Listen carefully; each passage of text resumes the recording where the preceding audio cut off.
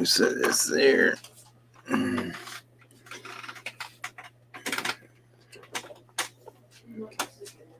You're sleeping, buddy.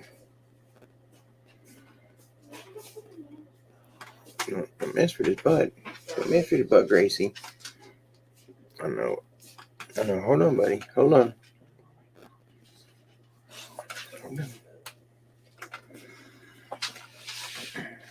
You see yourself right there? No, you're bobbing his head too much. See yourself?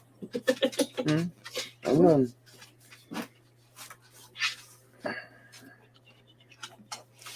Oh, Brother Don's here. I think you're the only one here right now. This is Legs. This is the one that's sick right now. Give to me. You got him? I got him. Come on, baby. Ow. Right here. Here, y'all move out there for you unplug something. Come here. Come on, let's go. Come on. Come here, Gracie. Come on. Hey. Come on. Come. Go. Gracie. She's back there on top of all my plugs. Okay. Sorry about that. Get my lookers on where I can see.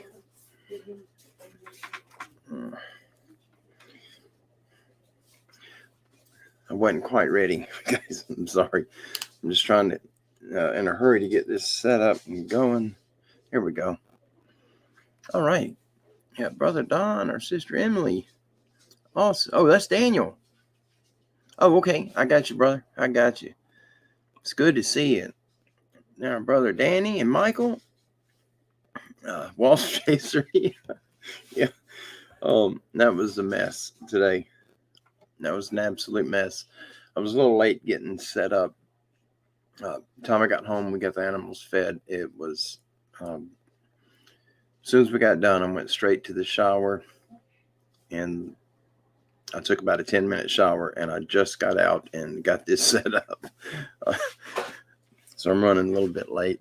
I've been trying to, I was going to do it up there when I was working today. I was going to, I brought my camera gear. I was going to set up and start these articles there because I had so much stuff to do, and it didn't work out. I did not bring my extra shirts with me. I didn't bring a towel, and I was drenched, and I just thought I didn't want to get sweat all over these articles and end up ruining them. I sweat horribly. But thank you all for hopping over. Let's we got here. Oh, there's Addie. Awesome. And Harold's here. Brother Connor.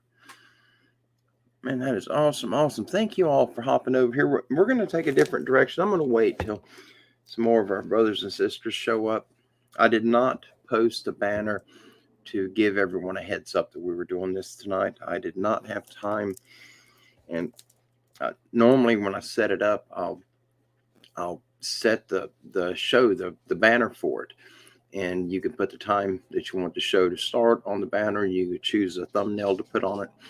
And then as soon as you hit go, it'll post it on YouTube so everybody knows. And I just didn't have time to do that. I've been really, really short on time. This last few weeks, we've been tied up pretty heavy. But we're coming along. I got to do it now so that when hunting season starts, my season doesn't get wrapped up to where I don't have time to get out there, because the meat that we bring into our home to feed our family comes from what we harvest in the wild. So I can't afford to have that time messed up any. But we'll make it work. Yep, I seen you, Connor. I just got, when I come in from feeding, I seen the link you sent me, and I hopped over and I listened while I was getting my stuff ready for the shower. But it's so good to see everyone. And Connor, please call me tomorrow. I do want to talk to you. I got something I want to run by you. So if you don't mind, please give me a call when you get up and you get moving. I'll be up probably 3 o'clock or 4 o'clock, but it'll be around 5:30 or so before I turn my ringer on, because everybody else is still sleeping. Oh, it's so good to see everyone. Yep. Yeah, we had brownies. I only ate a few, 5 or 6. When you're fat, you hold more. All right, I'm trying to get this set because I don't want to overlap them. And these articles are from our brother Don Moore, who's in the chat right now. He is a very powerful backbone to what we do here at Standing Goats Rescue. And I can't thank him enough for the work that he's done. He goes through a lot of this stuff he'll find, and he'll type this stuff up and then print it out. And he will mail it to me in the physical mail. I don't have a way to print them when they come here. We have a printer, and it's a wireless. It's an old one. It needs ink, and I accidentally got it to print one page, and I don't know how I've done that, but I can't get it to connect again. So, all right, I have not been through these. I don't know if they're in order. I don't think they are. Brother Don sent them to me, and they were in perfect order. And me moving stuff around and trying to get everything together, it is a train wreck right now. When he sends them to me, they're like this. They got paper clips. They are very organized. Everything is labeled. And then when I get them, I remove the paper clips and I get them set up to where I can do them. And I got them. They're not mixed up together. They're just probably not in order. But we're going to get into this. And these are long. But it's going to take us in a different direction. What we're getting into right now, we're moving over from the big guys over to the dog fellas, the Dogman, werewolf, whatever you choose to call them. But that's the direction that we're going. I'm looking to make sure I haven't missed anyone. My wife is in the chat with us for a little while until she goes to sleep. She's here. They went to bed. She normally would stay up a little longer with me, but this microphone that I'm using is I don't know the brand. I don't remember the brand, but Brother Jeff got it for me, and it is a fantastic mic. But if I think about something too hard, that microphone will pick it up. It picks up everything. But I'm going to use that microphone, but I'm going to get a directional, I forget what they call it. Oh, doggone it. Anyway, if you see a lot of the podcasts, they got a microphone. You can see it in the screen. It's usually really close to their face. That microphone, it's maybe a directional. It starts with a D, but it only captures sound from where, if you got it pointed at you, that's the only sound it gets. And it's a very high quality studio sound. It's very clear. And someone who talks bad and messes up a lot, even people like that, which is me, that's me for sure. It makes our voices sound a little better and it's easier to understand, but it does not pick up the background noise. And I went and looked at them. I was going to get one from Best Buy because Best Buy messed up and gave me a credit card. And so, but they're about $150. So I'm going to wait. I can't add no more debt to my credit debt right now. I've got my regular credit cards that I use regularly. I've got them pretty close to maxed out, but we had to get on top with all the vet bills that we had this year. And we got little legs. I don't know if you've seen the short video I done. He has autoimmune disease, and they put him on steroids, multiple antibiotics, and some other medication, and he'll spend a week on them. And then we take him back next week. They're going to check him. If there's not significant improvement, then we've got to bring a donor goat in, and they're going to do a blood transfusion on legs. And that's what we had to do on his little playmate, his partner, Munchkin. We almost lost him, and they had to do a blood transfusion. Munchkin got Barber pole worm, which is fatal if you don't catch it, and it's normally fatal on babies. Munchkin got it, and we got it beat. He's out back. He's doing wonderful. Legs had coccidiosis, which can be fatal if not treated. we treated that, and then he got barber pole worm. So we're treating him for that. We got it knocked out, but there's no improvement. And so they finally diagnosed him correctly, and he's just a sick little baby. And we're going to do what we can to get him saved. All right, let me make some room here. I don't have a lot of working room. And we're going to get started. We got 15 here. Oh, Jody's here. Awesome. So good to see you, Jody. I hope I haven't missed anyone. I don't think I did. If I missed you, I apologize. It was not intentional.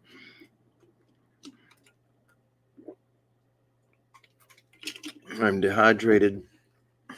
It got too hot today. But here in just a few minutes, we are going to start these. It looks like we got 15 here. Oh, my daughter's here, Myra. My baby girl's here. So good to see you. It was always good to see her. And I'll be going down there sometime soon. I've been waiting on Brother Jeff to get up here. He's going to spend a week and a half with us. And then when he goes back, as long as I don't have no appointments, nothing coming up that week, then I'm going to head down to Central Florida to go visit Myra and the babies. That's where my heart lies, and all the babies, my children and their children. And maybe I'll live long enough to see their children's children and be a great. All right, I think this is where I'm wanting to start. Now, guys, I have not read none of these.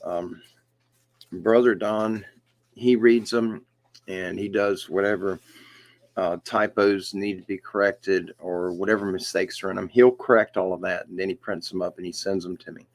But when I receive them, I like to hear them the same time you guys do.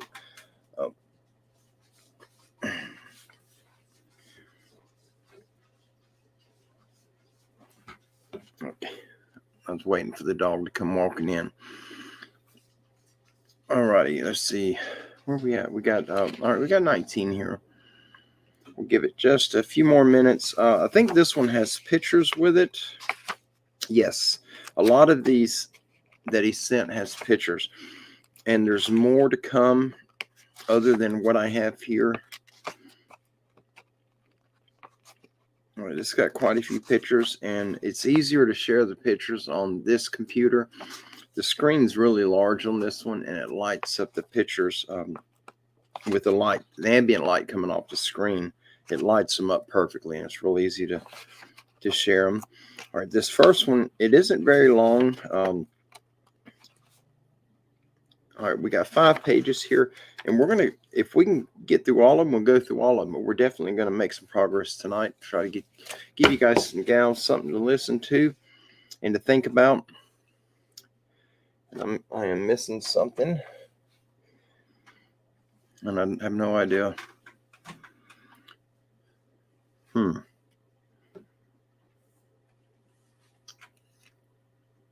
I wasn't quite ready when I got started. I'm sorry. Yeah, absolutely, Don. Stay tuned. That's right. We got more coming. I'm going to set these. All right. I'm going to set these pictures right here.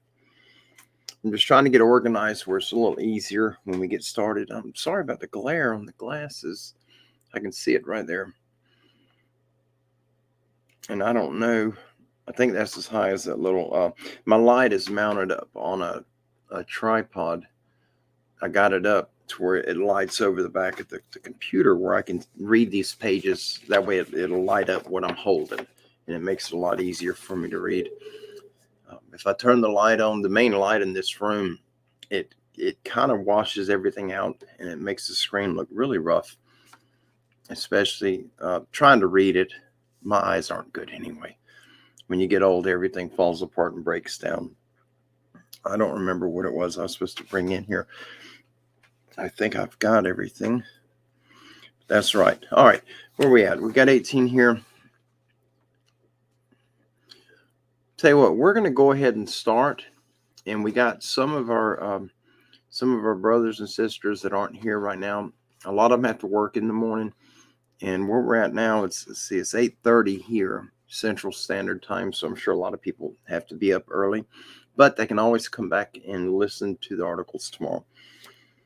So I hope that doesn't sound rude, but I'm gonna back up, try to give myself a little room. Can y'all hear me all right? Is the audio coming in decent at all? I made some adjustments on the microphone before I started. It was on accident. I wasn't meaning to do that. It's got a couple of knobs on it, and there's a light on the front of the microphone, and I was trying to turn it up a little bit, and I turned the wrong knobs.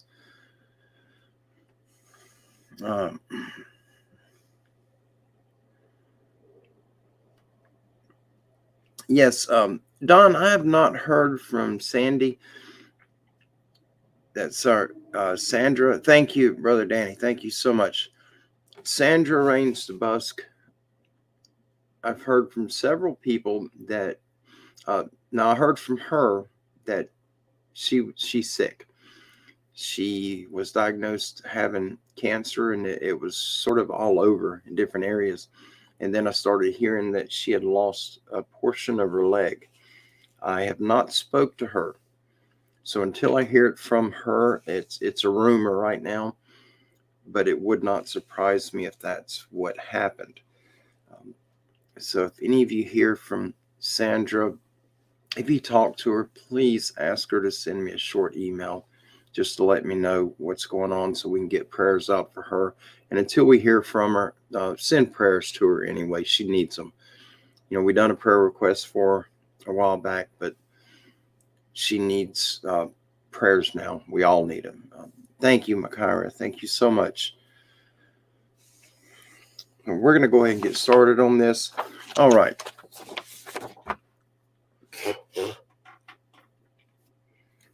I did not shave. Normally I shave. I try to trim up the edge of my mustache, and most of it's in my mouth.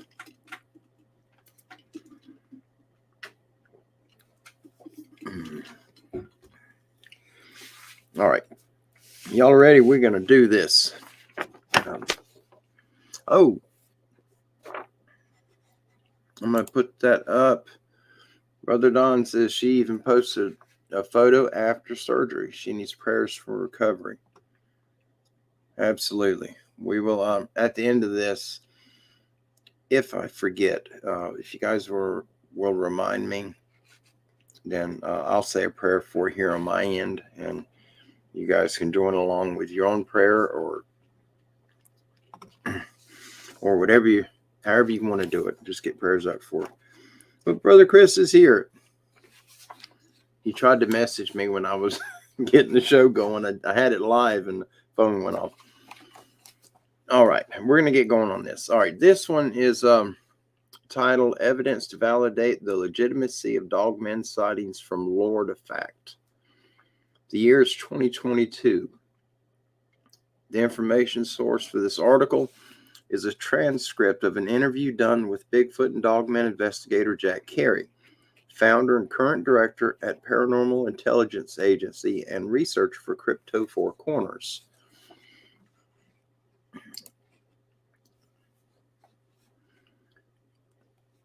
The Dogman is a lesser-known creature, and for the longest time, I was very, very hesitant to believe Dogman could exist.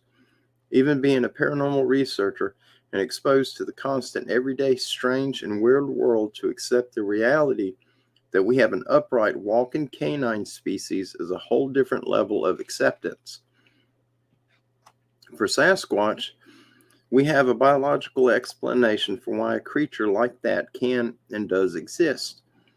There really isn't a biological explanation for an upright, walking canine creature, and yet what we have is the exact same scenario taking place.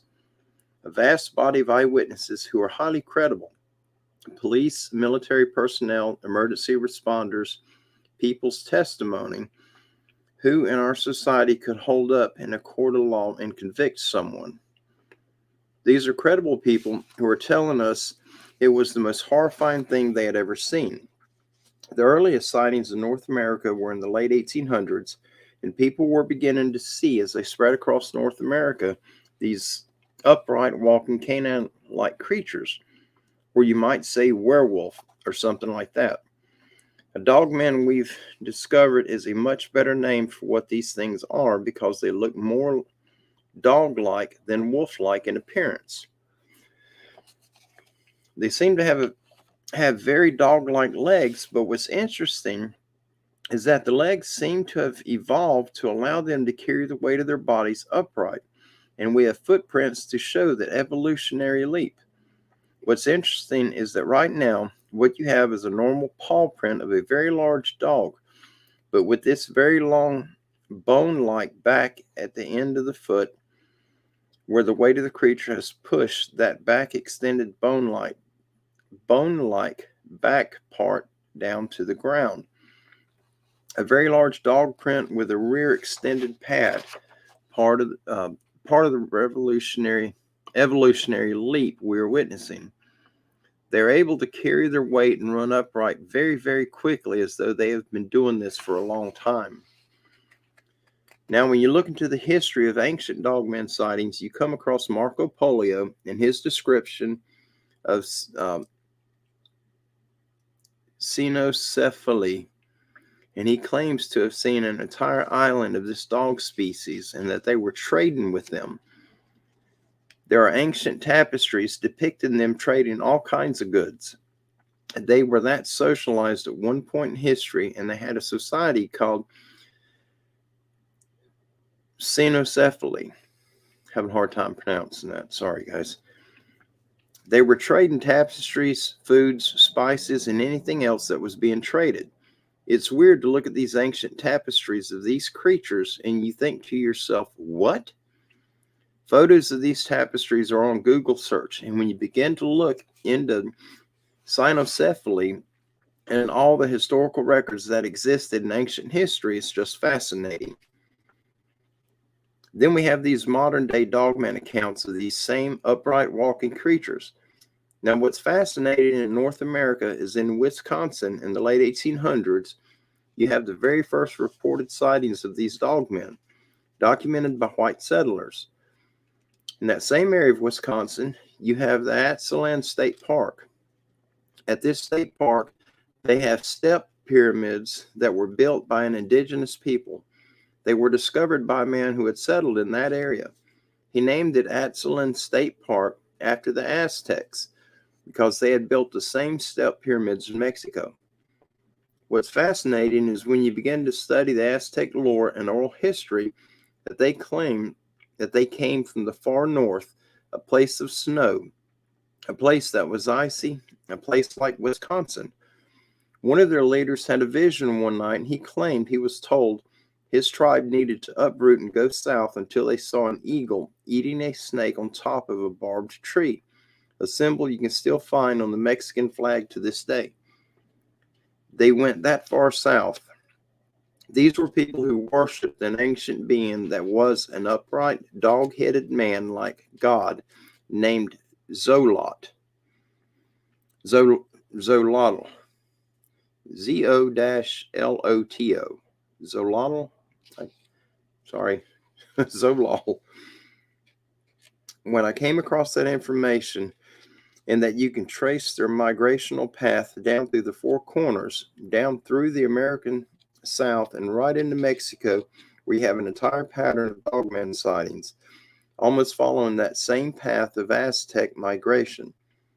So you have this indigenous people worshiping an upright, walking canine, godlike, the ancient, sorry. Let me start that one over. So you have this indigenous people worshiping an upright walking canine god, like the ancient Egyptians did with their god Anubis. So we're seeing a scenario by which these indigenous people either invented said creature and began to worship it in such a way that it began to be manifested in our reality, or they came across these creatures in the wild and began to deify them as gods, and that's how they became the god of their culture. They are capable of all kinds of feats. running like lightning through the woods, and just like Anubis was guardian of the underworld between the gate of life and death. All the different aspects that go along with that godhood area. It's found in multiple creatures.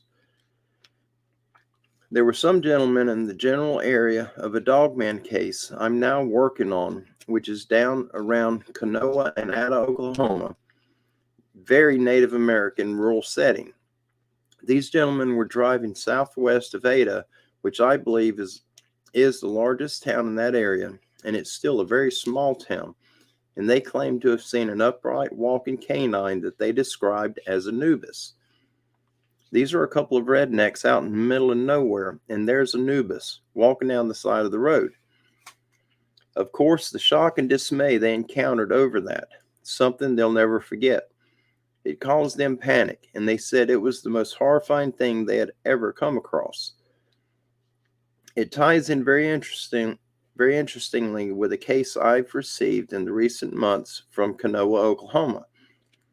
A private investigator down there sent me a package, a really thick package of information that she had collected over a 25-year investigation.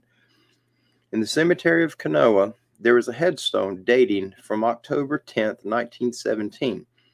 At the bottom of the headstone are the words that read, "Murdered by human wolves." This is a town that today only has 1,400 people, so you can imagine how many people were there in 1917. What's interesting about this story is that apparently over a 25-year period, she was able to discover that there was a woman named Catherine Cross who they believed to become impregnated by a dogman. And during that period, if you were pregnant, going to have a baby, and not married, you had a real problem on your hands. Although we have a lot of circumstantial evidence of all of this stuff, this particular case seems to have been covered over by a mundane legal story. Basically, the story that the investigator could obtain was that the story was published in the local newspaper at the time in 1917. The story was that Dr. Yates in town was charged with her murder for conducting an illegal operation, an abortion. Back then, it was common for doctors to be charged for conducting abortions. Interestingly, he was acquitted, and the charges were reduced from murder to manslaughter before he was even tried. And when he was tried, he was acquitted. The same thing happens to another woman in town, Elsie Stone, a young school teacher who is presumed to have been impregnated by a dogman and sought out an abortion and dies during the procedure. Dr. Yates is again charged with her murder and again is acquitted of the same thing. Her headstone is completely missing. There are very few other details other than this one headstone of Catherine Cross that reads at the bottom, "Murdered by human wolves." That in of itself you may be able to dismiss, but this lady investigator, when going down there to take photographs and ask questions, started receiving death threats. The senders of the death threats claimed that they had full knowledge of the dogmen in that area, that were in the area, and that 300 other women had been murdered in that area since 1917 to the present, with words "murdered by human wolves" carved into their torsos. The investigator also had the report from an eyewitness who, in that same area, claims to have seen a naked man down on all fours with a dog-like face run so fast next to her in the woods and leap this wall. It caused her to have nightmares for a year. What we have is documented dogman sightings all through that same area of Kanoa and Ada. A private investigator has compiled a body of evidence showing there were other murders in this area. A huge amount of dogman sightings, death threats, and the headstone reading "Murdered by human wolves." Very weird. When you look at the skinwalker culture, a murder must take place for you to be allowed into the group. Dark, black, and Native American witchcraft practices and the murders are part of that agenda. These are people practicing extreme occult black magic type stuff. That's where they are deriving their abilities to shapeshift. For example, In Native American lore, we have this long-running oral history of witches who are literally able to change their biological shape. This situation in the area of Kanoa and Ada might involve a shape-shifting cult performing these murders, and the reason why they did not want the investigator looking into it and sending her death threats was because they did not want any attention on it. They want to be left alone in their practices. So this diverges with a body of evidence showing this witchcraft practice that gives these people the ability to alter their biological shape and form. Then we have a body of evidence of creatures that apparently are in the shape of a dogman full time, leaving physical evidence nonstop. And we've even had very interesting medicine men come forward and tell us Sasquatch and Dogman are competing for territory. When the Sasquatch come across one, they not only kill it, but rip it to pieces and spread the pieces all over the forest as a warning to other dogmen.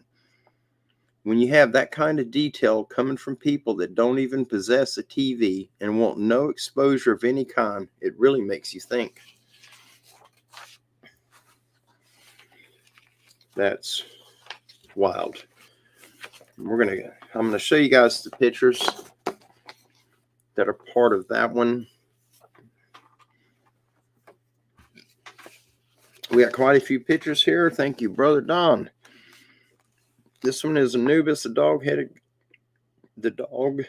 jackal, god of ancient Egyptians who guarded the gate to the underworld. I'm going to hold them up.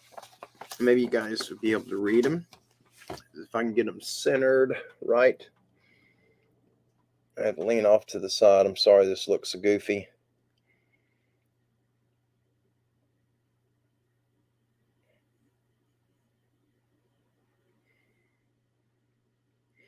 I need to have a different camera on this thing. This is a wide angle camera. I wish it was more of a square aspect. I'm just going to hold them to where you guys can read them. Maybe. Whoop, too close. Let's see. Here we go. Middle-aged tapestry showing trading with an island of dog-headed humans. Civilization called the Cynocephaly. That's creepy. And this is the first time I'm seeing these pictures also.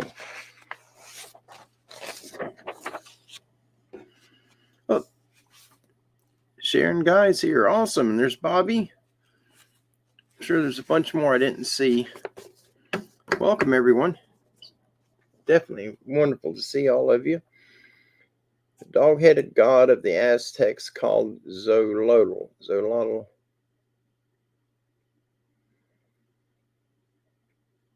I don't know what that is in his other hand.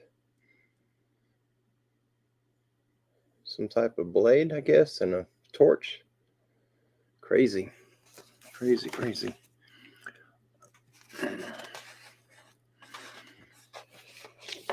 Oop.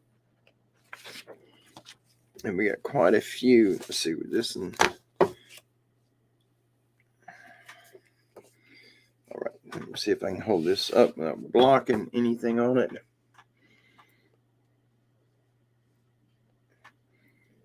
First known Dogman impregnated woman, Catherine Cross, died during an abortion on October 10th, 1917 in Kanoa, Oklahoma.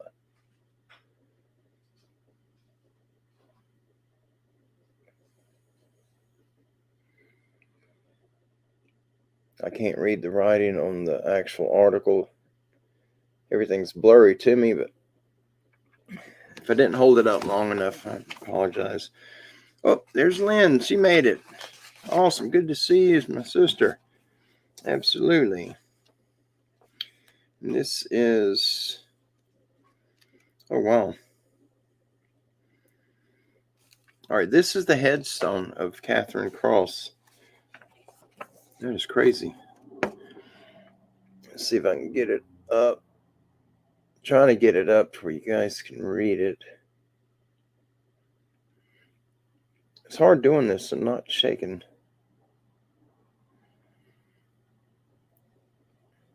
guess, do I got it angled? There it goes. That is wild. Well,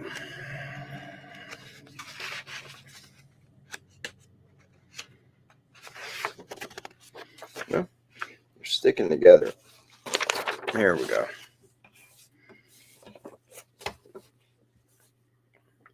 And here's another article.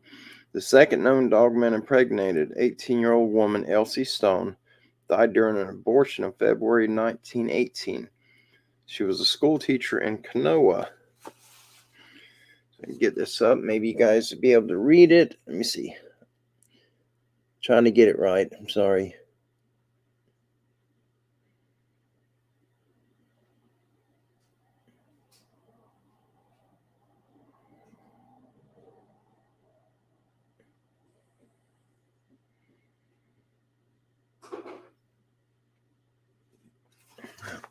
Oh, hey, Francesca. It's so good to see all of you. What a blessing. Sorry about that. That's Gracie. Okay, this. All right, now these pictures are blown up. I'm sorry. I can't fuss at Gracie. She's deaf. She has to be able to see me to fuss at her. I think, y'all, there's a photo of one. You can kind of make it out. It's pixelated because it's blown up so that it could be printed. That looks like a demon to me.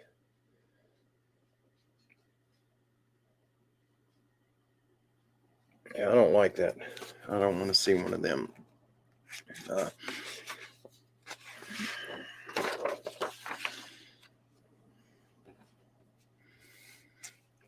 All right, here's oh,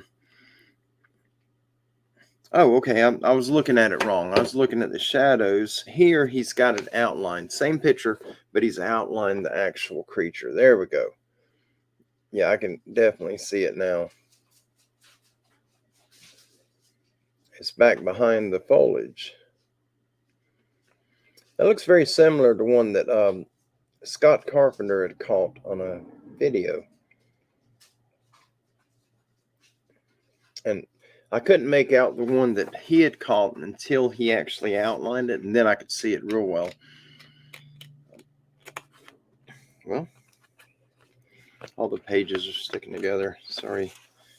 Here we go. Gracie's aggravating Kim. All right, Dogman tracks showing the extended bony pad to the rear of the toes. That is weird. I haven't seen one like that. I've seen what I thought was a Dogman track, but it was different. It was almost like a human track with a dog pad. The one that I seen, it was weird.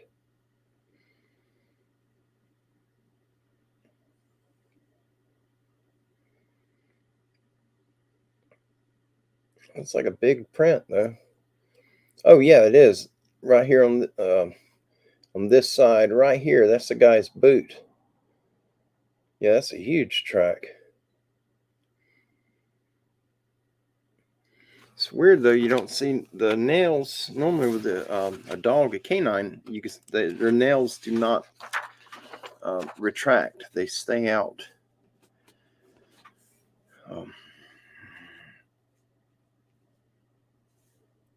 Yeah, this is what I do not want to see.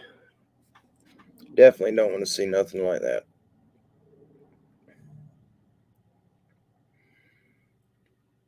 That guy looks like he means business.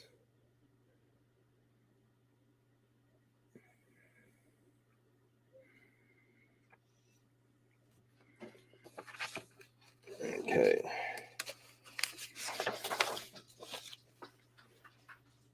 Wow.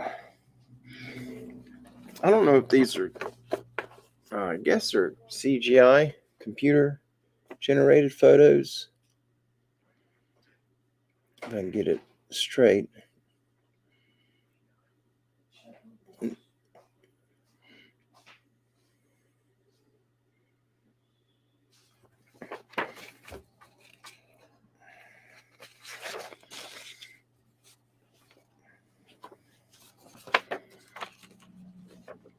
There's another artist rendering. Oh, sorry, trying to get my fingers off his hand. There we go.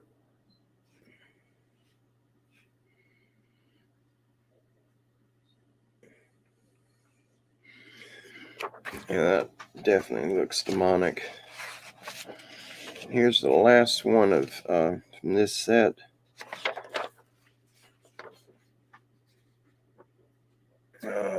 There we go.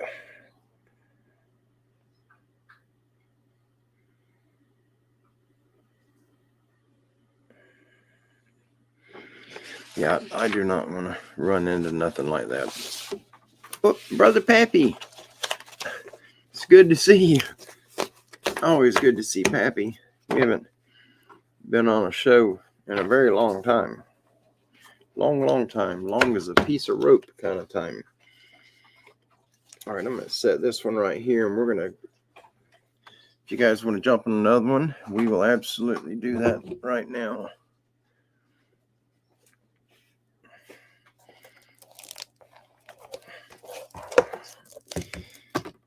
All right, this one.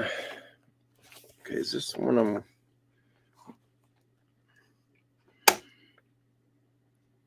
Okay, yeah, this is the one Brother Don was telling me about. This is definitely one I want to... I'm just taking the clips off of it.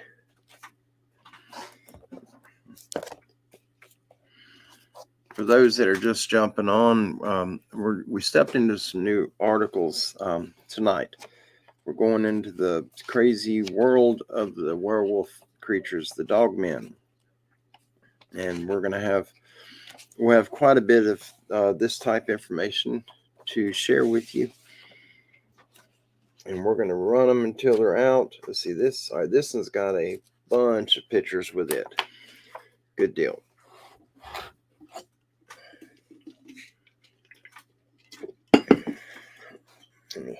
Just trying to make room. I've got such a small table here. Very, very tiny. All right. Oh, Lordy. See now. There you are.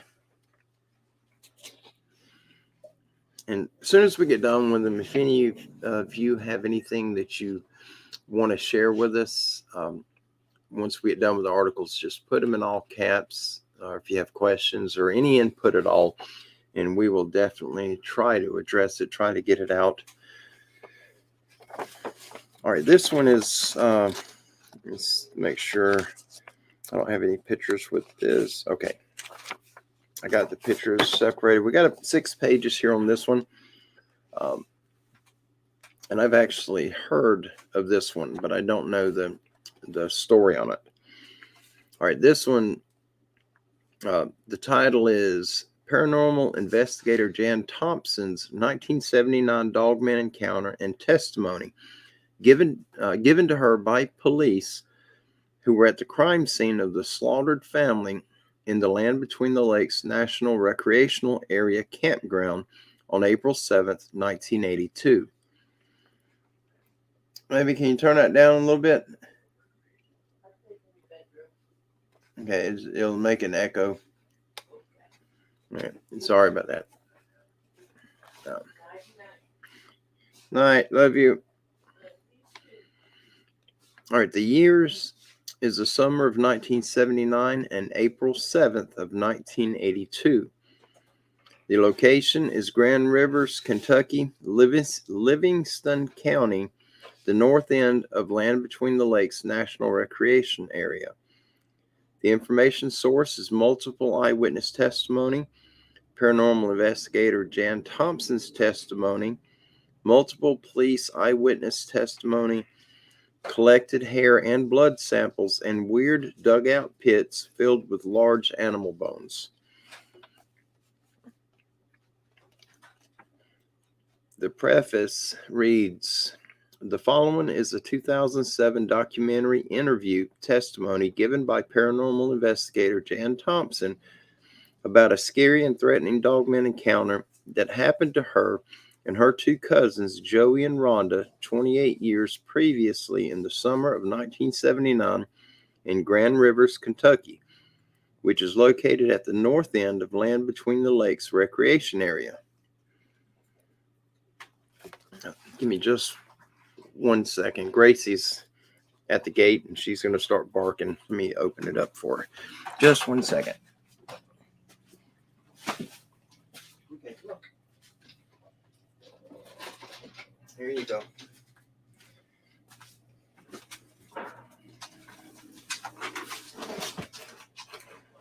Okay. She's our deaf puppy. But she'll bark if I don't pay her any attention. All right. Now, Jan Thompson's 1979 Grand Rivers Dogman encounter. It was back in 1979, and I was down here for summer vacation visiting my cousins here in Grand Rivers. It was late in the evening, right before dusk, when the sun was still up.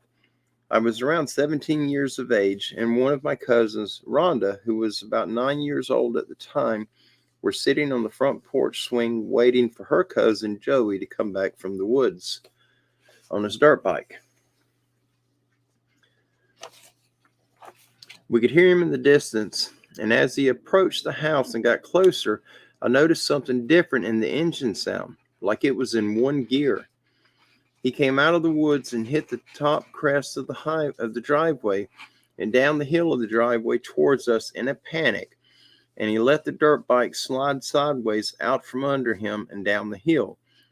He was alarmed, shocked, and panicked and had tears in his eyes. His eyes were wide and his mouth was open.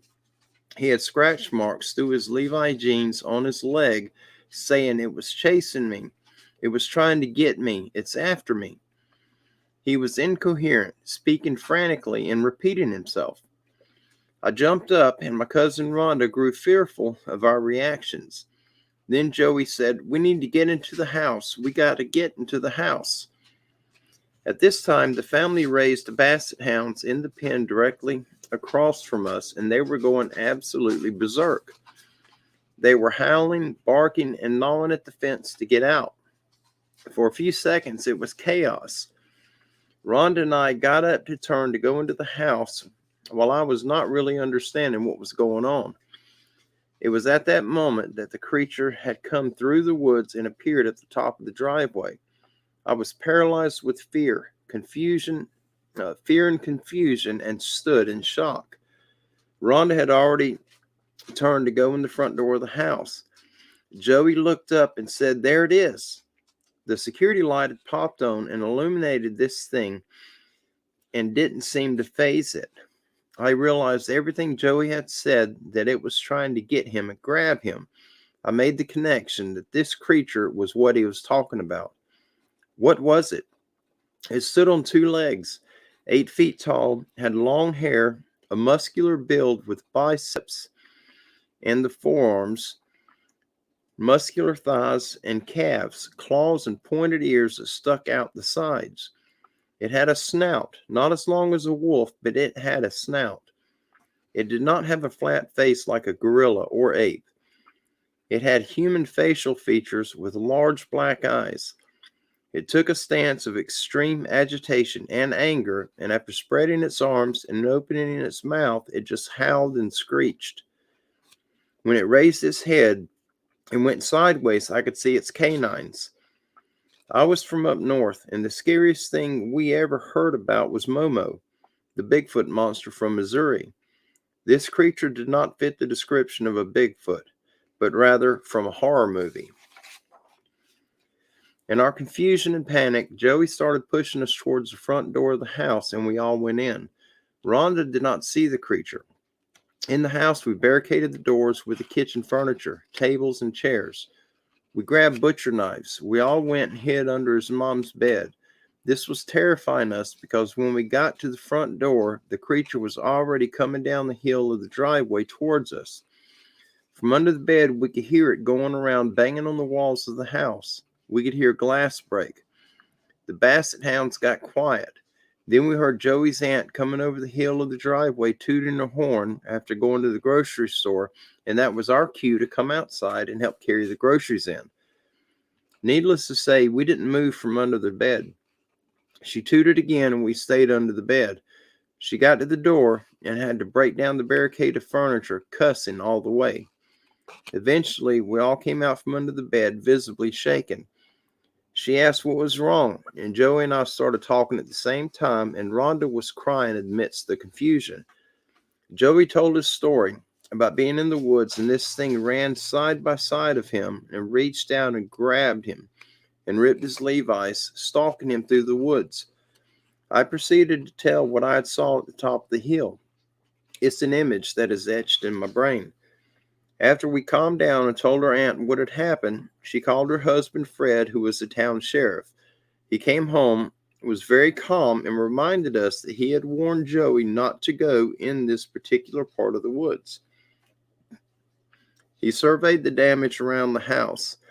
Things had been knocked around and thrown, and he found a broken window to one of the basement bedrooms. There was hair and blood on the broken glass. I don't know what happened to the hair sample. I remember it was about 4 inches long, a clump of hair, not just one or two strands. The next day, he went out to the woods with a rifle, and he returned a few hours later and again warned us not to go back there. He said there were pits dug back there about 4 feet wide and 3 to 4 feet deep with large animal bones in the pits. I'm sure my Uncle Fred knew this creature was back there and had seen it before. Knew it would frighten us and simply told us not to go back there. But being kids and being told not to do something, you sometimes do it anyway.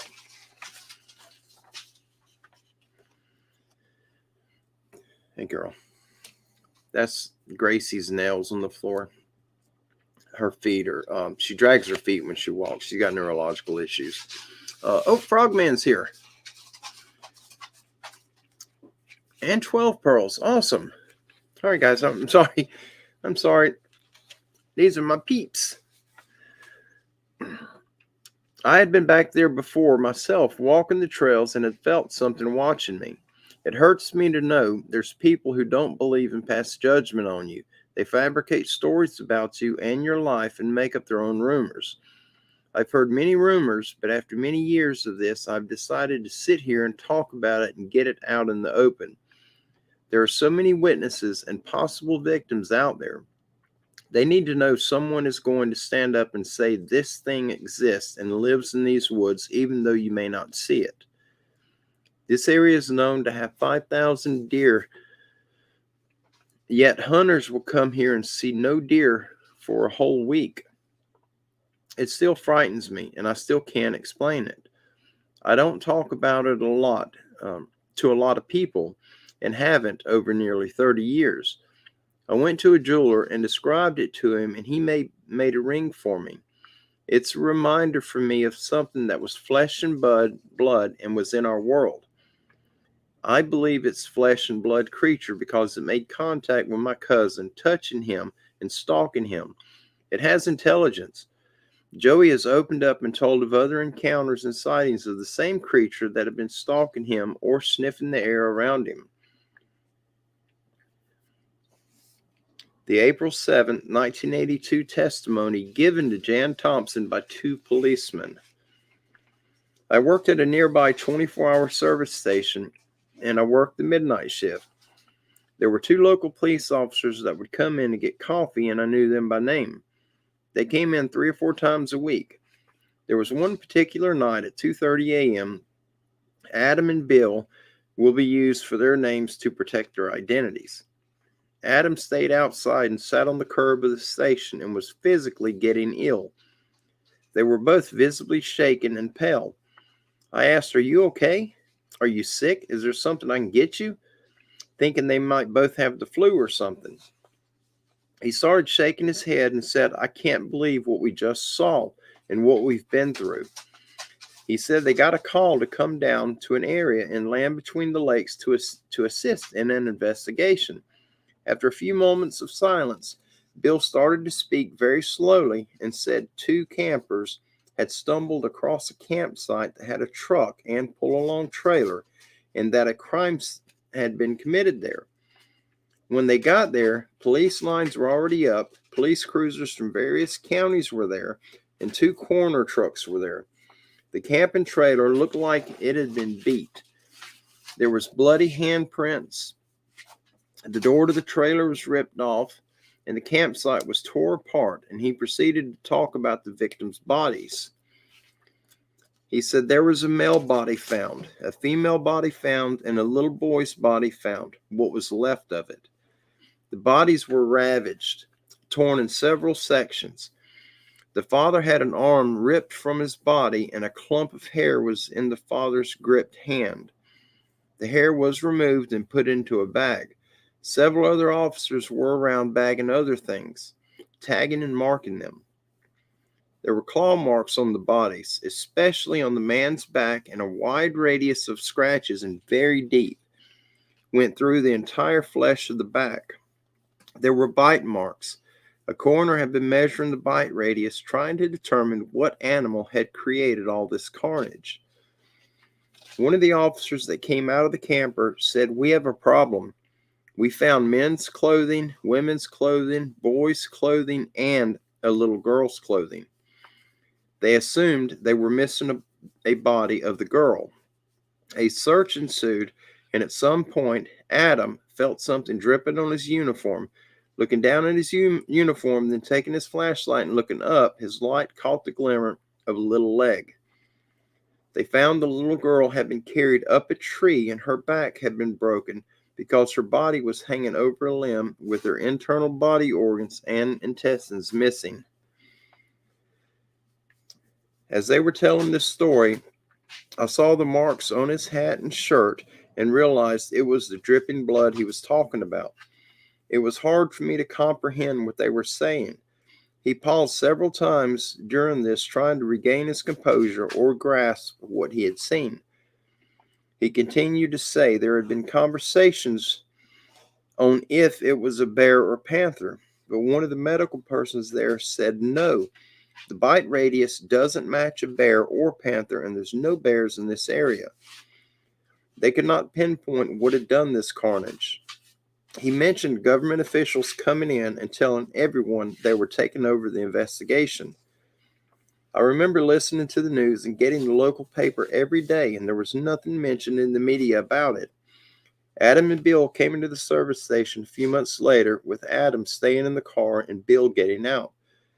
I noticed their hair had turned mostly white, and they looked aged. A lot of stress with gaunt faces. They weren't talking anymore. They weren't jolly anymore. They weren't themselves anymore. 6 months after the incident, Adam came in to get some coffee one night and said, "You remember that clump of hair Bill told you about that was found in the father's hand of the decapitated arm? We heard that they could not match it to any DNA, but the closest they got was Canis lupus. I'm not saying the beast of LBL committed this carnage or that this really happened, but I will tell you, these 2 gentlemen's personality and demeanors changed overnight and continued so. Since this happened in 1982, some 25 years ago, I've had numerous people contact me through phone, email, or personal visits and give me tidbits of this incident and verify that it did happen. One lady told me that her father had retired from TBA and that when he would get intoxicated, he would speak briefly of this incident and say, yes, it did happen. And the feds, the FBI, came in and said we would lose our pensions, jobs, and even our lives were threatened. Shortly after this incident happened, I went down there myself to supposedly where it happened. I wanted to see it. It was a road where you drove through a creek and the road would go going down towards the lake, and there was a cul-de-sac with 4 or 5 campsites to the right. Since then, the road has been gated off. It appeared that there were mysterious concrete structures built next to the middle point of this lake access road. The creek is not there anymore and was diverted through the woods to another road. There are witnesses that come forward and say those bunkers were not there prior to 1982. It's all mysterious. If it didn't happen, then why is the road gated off? And why were those concrete structures built and torn down with only the foundations left? Anybody that asks about this incident to the authorities, they all have the same rehearsed, repeated story. That's bad. Yeah, that's a bad one. I've heard of that one. I haven't heard all of that, but I've definitely heard of that attack. I've never spoken to anyone personally that was involved with that or knows anything about that, but there's so much out there. And just as Jan Thompson was saying, there's 5,000 deer in that one little area by her cousin's house, and the hunters go out there, and all week none of them will even see a deer. And that holds true. It holds true anywhere you go, even here. Hey, Audrey. It's good to see you. But anyway, these creatures, if they're out there, and they're definitely not, they don't have the numbers that our wildlife deer and the pigs and these other animals have. And you don't really see, you see a lot of deer if you go out a lot, but you don't see but a tiny fraction of what's really there. There may be 20,000 deer there, and you go out 10 times and you'll see deer. You may see 3 deer. And these creatures, there's maybe half a dozen of them in a 50-mile square. The chances of seeing them are slim to none, but yep, they're absolutely there. I do believe that. Awesome. All right, here's the photographs for this one. This is kind of, all right. This one is Jan Thompson points to the top of the driveway where Dogman appeared after chasing her cousin Joey on his dirt bike. And this is in Grand Rivers, the north end of Land Between the Lakes. This picture, he was chasing on his dirt bike in 1979. And this is where the Dogman attacked the house and broke the window. But this is Jan. Let me see if I can get it up. Just a minute. There we go. I'll back it up. Oh, I'm sorry, guys. I'm trying to get it centered up where you can read it. It's a little harder than what it looks. I'm sorry. I'm trying to get it straight.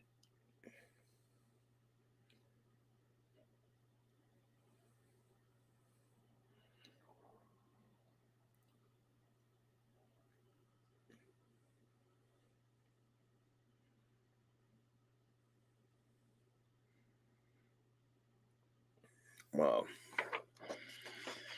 Michael says, I hear Dogman eat everything. Dogs, cats, squirrels, rabbits, chickens. Yep, absolutely. I've heard the same thing. Mike definitely heard the same thing. I don't want a part of them things. I don't want a part of none of that weird stuff.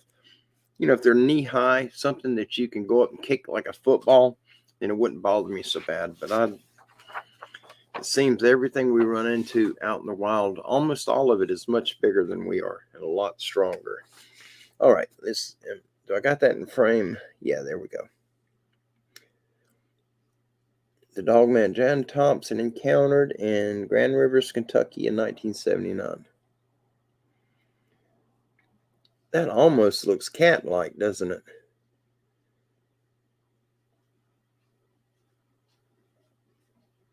That's a nasty looking creature.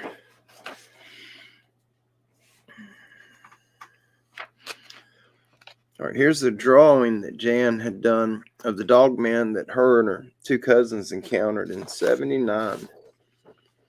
Yeah, that's a lot scarier.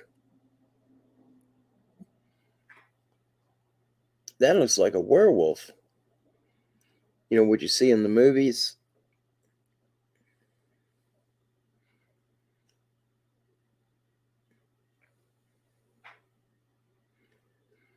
I definitely don't want no part of nothing like that.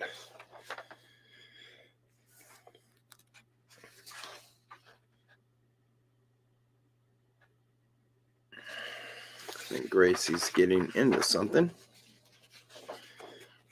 All right. This is Land Between the Lakes.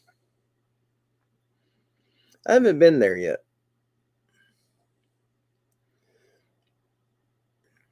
I do want to go, but not to camp. If I go up there, it'll just be to go during the daytime, look around a little bit, and then leave. I don't want to be there at night. All right, this is the lake beach. The beach area of the lake at Land Between the Lakes. I guess this is the camping area.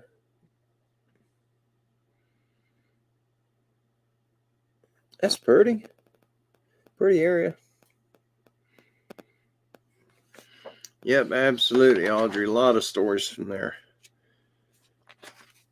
I've heard a very small fraction of them. All right, this is the location of the campsite of the family's murderers in 1982. I'll hold it up for a minute. Maybe you all that have been there will recognize the area.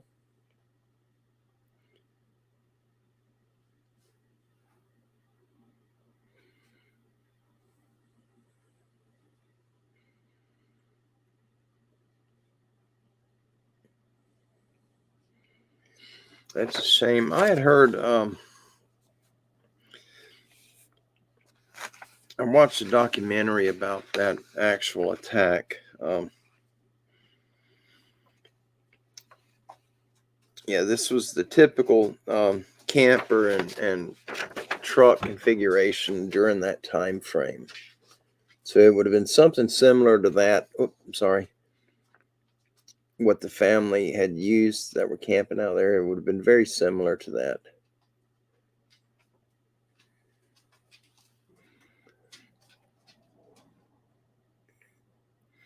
I used to have a camper like that on Lake Weiss in Alabama.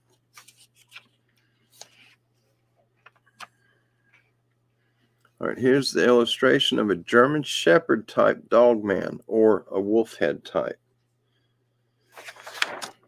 That almost looks like a photograph. Oh. Look at the arms on that thing.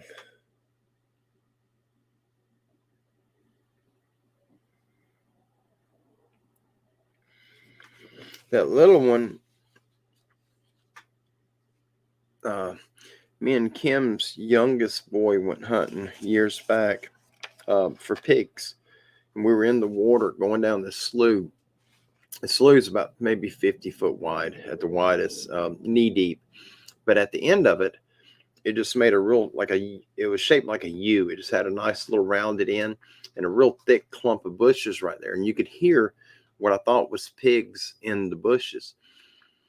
And I got my phone out and I was going through the map of the phone because we were in an area I wasn't real familiar with. And this, what I thought was a coyote, about 4.5 feet tall. It was on its back legs. It came out of the brush. And there was a gradual hill. It went up about 100 feet and then it rolled back down. This thing it ran away from us on his back legs. And it had his front arms were like, I don't know if you can see, but they were like out like that. And he wasn't moving his arms. They were perfectly still, but he was running up that hill and down the backside. And I videoed it on my phone. He come out and he paused just for a minute and then he kind of took off. He was moving like a fast walk and then he really started getting it. And I got footage of it, but you can't tell what it is. It just looks like a black little blob really scooting up the hill. And I always thought it was a coyote. And I ended up, I don't know what I did with that footage, but I don't have that phone anymore. All right, here's a little girl's clothes found in the camper by investigators, which alerted them that a fourth victim, a little girl, had been taken from the camper and was missing.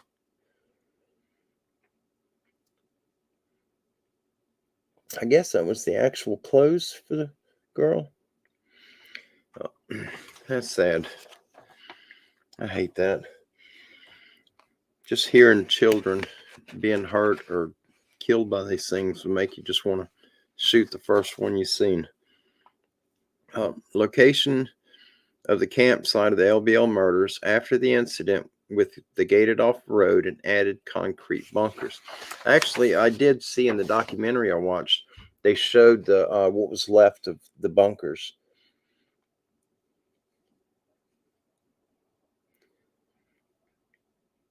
Oh, that's the same area where the camper and the truck were, where the attack happened.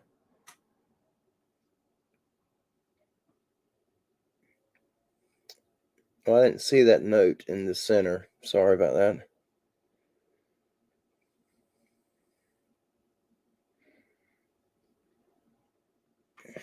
Well, yep, these all right. Here's a picture of the buried bunker with the lid showing. And I did see these on the documentary, and that's them. That is definitely them. Very strange. You know, what were the bunkers? Some type of trap, maybe to trap that thing. Hope you guys can see that. Let me see if I can get it closer. Can y'all see that pretty good?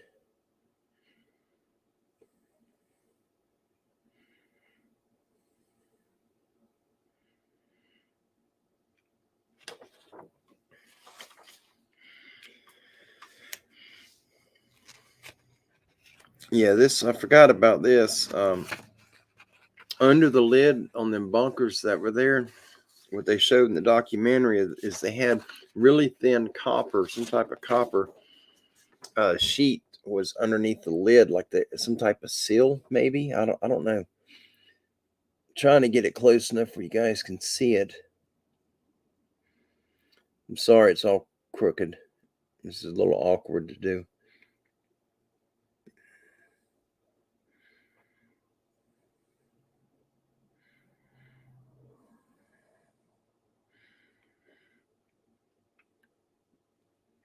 Wow. Hey, Randy.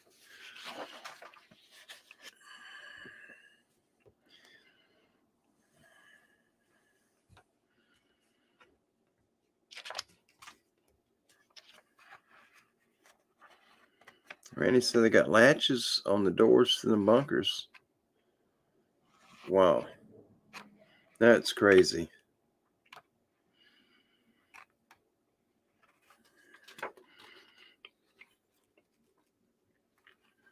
All right. Yeah, here's a picture. This is what Randy was talking about right there. I did not know that picture was in there. Thank you, Don. Totally enclosed bunker, no way in or out. And it's got a shower head on it. Definitely strange. And these are at Land Between the Lakes, where that family was supposedly murdered. That's where these little bunkers are, is right there. Very, very strange. Oh, Brother John is here. I just seen you. It's good to see you, man. Absolutely. Oh, you camping in New York? The Adirondacks this week. Good for you. Man, be careful, brother. Be careful, please. We don't need to see you in one of these articles. Definitely don't. Make sure you're armed if they allow that up there. Bunker that is totally enclosed with the lid ajar and a shower head inside. Isn't that strange? They got them underground bunkers with a shower head. Brother Avy, it's good to see you. I'm right there with you, Avy. The pictures I'm showing, Avy, is it was these concrete bunkers that Land Between the Lakes, and they were mostly underground. And they, if I remember right, they were about 10 foot by 8 foot, the measurements, but the top of them was just above the ground on the high side, and they had a concrete lid like a septic tank, but there were shower heads installed. Each one of them had a shower head in it.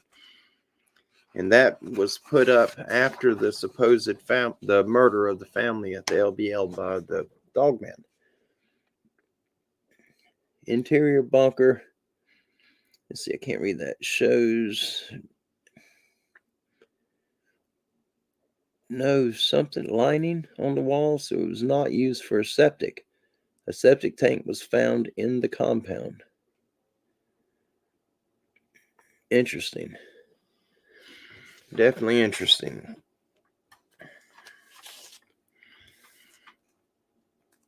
All right, this is one of the bunkers here. I did not see this one in that documentary. I don't remember seeing that one, but that one's got a door opening on it.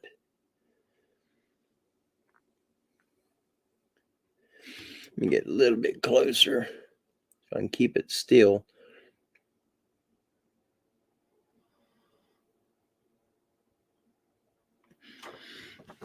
If y'all are hearing that breathing sound, that's not a ghost. I got a dog right here at my feet, and she's snoring. All right, here's a bunker that was broken away on the hillside. Where am I? Oh, there we go.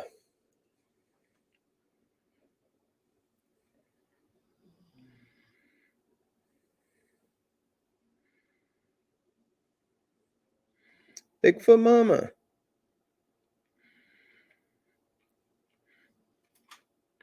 You know, that's a good point. I don't know if you guys see that. I'm going to throw that up on the screen because that's something I didn't even think about when I seen it in the documentary, where they're trying to trap them in there and maybe gas them. I'm wondering if that's not what they were doing. It's very possible. You know, the government, it's anything involving these strange creatures, these anomalies, whatever you want to call them. It's all hush hush. They're not going to share none of that information with us, unfortunately. But the day is going to come when we get released from these frail bodies that we're trapped in right now. And when that day comes, we will know the truth on all of this. It'll all be exposed to us.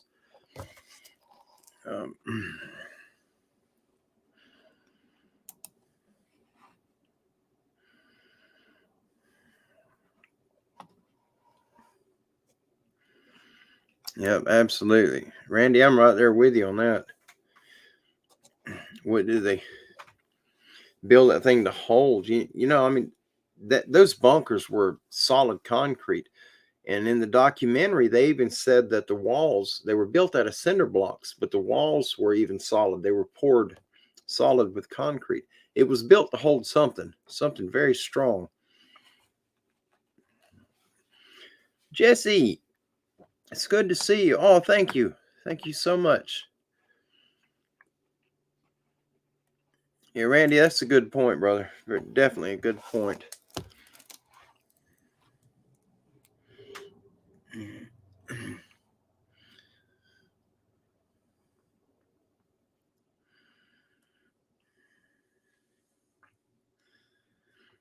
Let me see. We got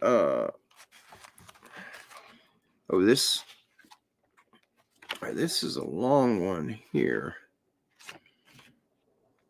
Yeah, this is real long. Let me see. All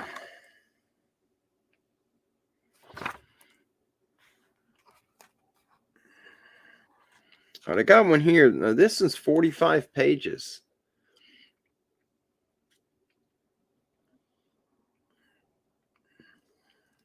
And we may get into this. If we don't get it all, we'll hit a stopping point and then we'll do the rest. I believe this is going to be the I think this is some of the supposed Dogman victims. Brother Don had told me about this. This is really, really long, but we may do it. If you guys are up for hearing it, just let me know. We've been on for an hour and 20 minutes right now. But if you all want to hear some of this, if you want us to get into this next one, I'll show you. Because all of this is going a different route. I mean, it's a bunch of it. There are photographs in this. There's some pictures of the people. What it looks like are the victims of what happened with the attacks. Yeah, we got a few pictures, so it's not all reading. We do got pictures to go with it. Are you guys and gals up for it? You want me to continue? And we'll move on? It's up to you. This is very interesting. Sharon said, yes, I'd love to hear it. Oh, Brother Don said there's 30 supposed Dogman victims and disappearances with their photos. Awesome. Frogman says you should read it. Good deal. Well, we'll take that route. If any of you have to, I know many of you got to get up early. And if you have to go and get up early, you can always come back and just timestamp where we're at. I don't know how to do it from a live show. But you can always come back and catch it. Brother John says, I got nothing but time. Yeah, I'm right there with you. Absolutely. Time's a good thing. As long as we got it. It's when we run out of time, it gets a little rough. Okay, let me mark this so I don't want to get these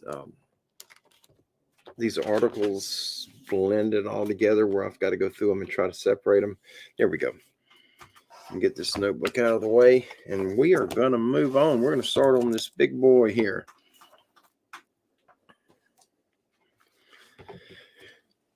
All right. See, now it says, wow, this is the first time I heard this. Me too. I'm right there with you. Yeah, Brother Pappy, I'm good. I'm good. I ain't been able to do a show in a while. Today, I took it pretty easy. I got a lot done. Tomorrow, we got a few things to do, but I'm just kind of taking it easy for a couple of days, and then I'll be right back at it again. But I want to get it out. Thank you all. Thank you so much. Thank you, Connor. Oh, Brother Jean's here. I did not see you. Yep, absolutely. I'm on it, brother. All right, let's get started. Give me a drink of the old aqua. I didn't call you. You go back to sleep, girl. All right. I wish I had a little more room up here. If I could push all this stuff back, it would sure make it easier. That's right. We will make it work. All right. This is titled H.R. 8791, the Homeland Terrorism Preparedness Bill, allocating funds for the Homeland military and civilian response to terrorism attacks from uncontrollable Dogman werewolf creatures, and a list of 30 suspected Dogman victims and missing people from the years 2004 to 2022. The location is the Congress, U.S. government. The information source is live C-SPAN video of Representative John Haller, Pennsylvania, the 12th District, reading the proposed bill on the floor of Congress to be voted on. News articles, police reports, police statements, search teams, and eyewitness reports. The preface goes, it has been claimed that the following bill, read on the floor of Congress around the mid to late 2000s, is fabricated using real people, but incorporates altered audio, a changed C-SPAN logo, and a different occasion in Congress. Whether this is true or not, the reader or listener must use their own discernment. What is interesting is the wording used to describe Dogman creatures without saying the word and inserting the word classified instead. If this was truly a bill, then it proves the existence of these creatures and the government's full knowledge of them and using them for homeland security measures.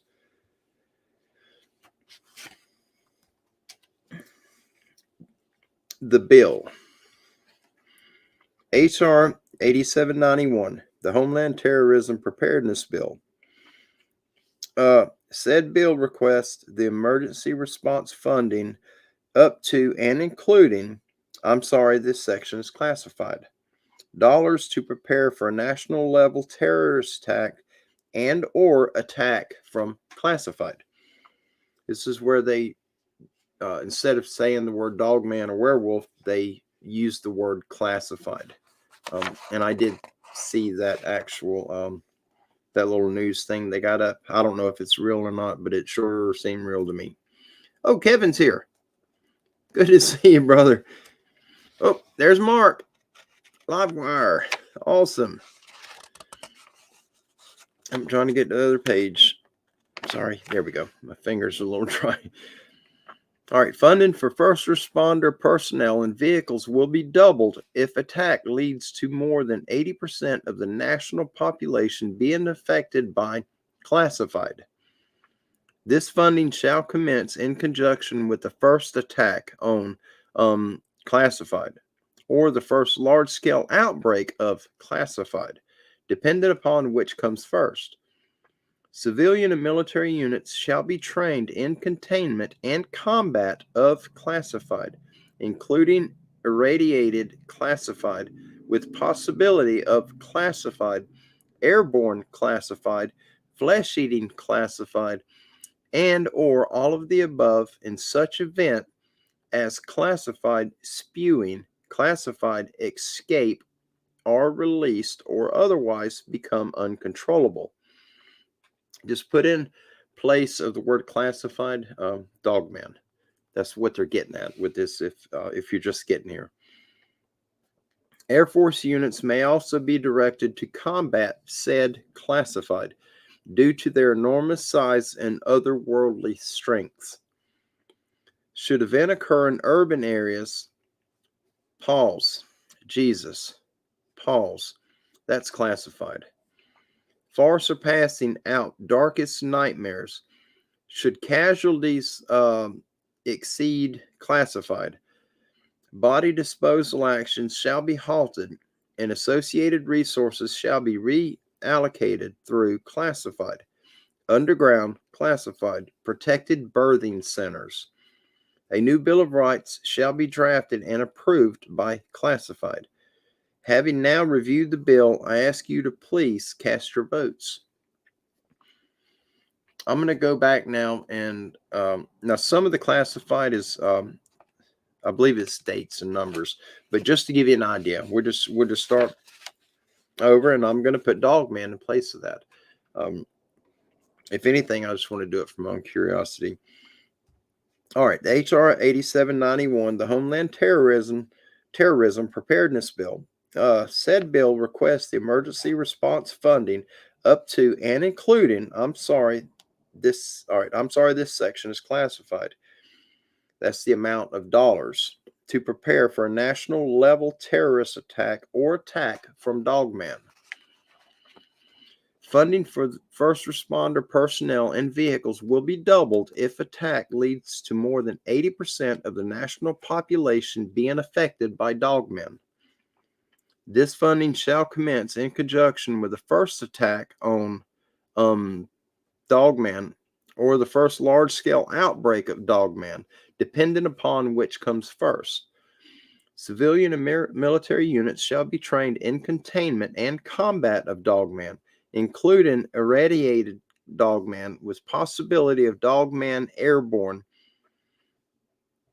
Dogman, flesh-eating Dogman, and or all of the above in such events as Dogman spewing, Dogman escape, are released or otherwise become uncontrollable. Air Force units may also be directed to combat said Dogman due to their enormous size and otherworldly strengths. Should event occur in urban areas, he pauses, Jesus, that's classified. Far surpassing out darkest nightmares. Should casualties exceed, Dogman body disposal actions shall be halted and associated resources shall be reallocated through Dogman underground, Dogman protected birthing centers. A new Bill of Rights shall be drafted and approved by Dogman. Having now reviewed the bill, I ask you to please cast your votes. I know not all of those classified, where he used the word classified, word Dogman, but the majority of it, that's what they were insinuating. When I seen that video first pop up, And I watched it. It seemed real. It seemed very real to me. And all the senators that were in there and involved with it, and congressmen that were in there, 90% of what he would say classified, you could absolutely use Dogman in that term. And that gets really scary. That gets really, really scary. Oh, Brother Kyle's here. It's good to see you, man. Really, really good to see you. All right. The conclusion. Congress was casting votes on a defense bill with classified details. It included the words or phrases birthing centers underground, enormous size, otherworldly strengths, airborne, flesh-eating, irradiated, and far surpassing our darkest nightmares, something used to protect America from terrorism. A hunter named Victor shared information about the breeding centers underground in Oregon, Colorado, and Virginia. He said these creatures were bred and trained to be warriors, to be the first defense, first response in a terrorist attack in America. He said if some crazy foreign country invaded America, these creatures would protect humanity. But he also stated there was a backup measure in case these things went crazy and decided not to defend America, which was spoken about in the reading of the bill. That is, the containment and euthanizing of these creatures. It proves the government is involved in more than we thought. The recent attacks on people, a known list of 30 victims is listed below, that have gotten covered up, may be the training of these Dogman creatures to eradicate humans. The hunter, Victor, said there were chips implanted in them, and they were taught that humans were their superiors, and they were here to protect humans, and if they did, they would get rewarded. But some turned, so there were measures in place. Military and civilian eradication teams were in place. Knowledge of these creatures goes all the way from the top of the U.S. government down to local police to cover this up. Code names for these dogman or werewolf creatures are black cow, black dog, etc. Victor the hunter also said if any invading country got their hands on the controlling mechanism that is tied into these implanted chips in these dogmen and turned them against the American people, we wouldn't stand a chance of survival other than hiding and fighting temporarily.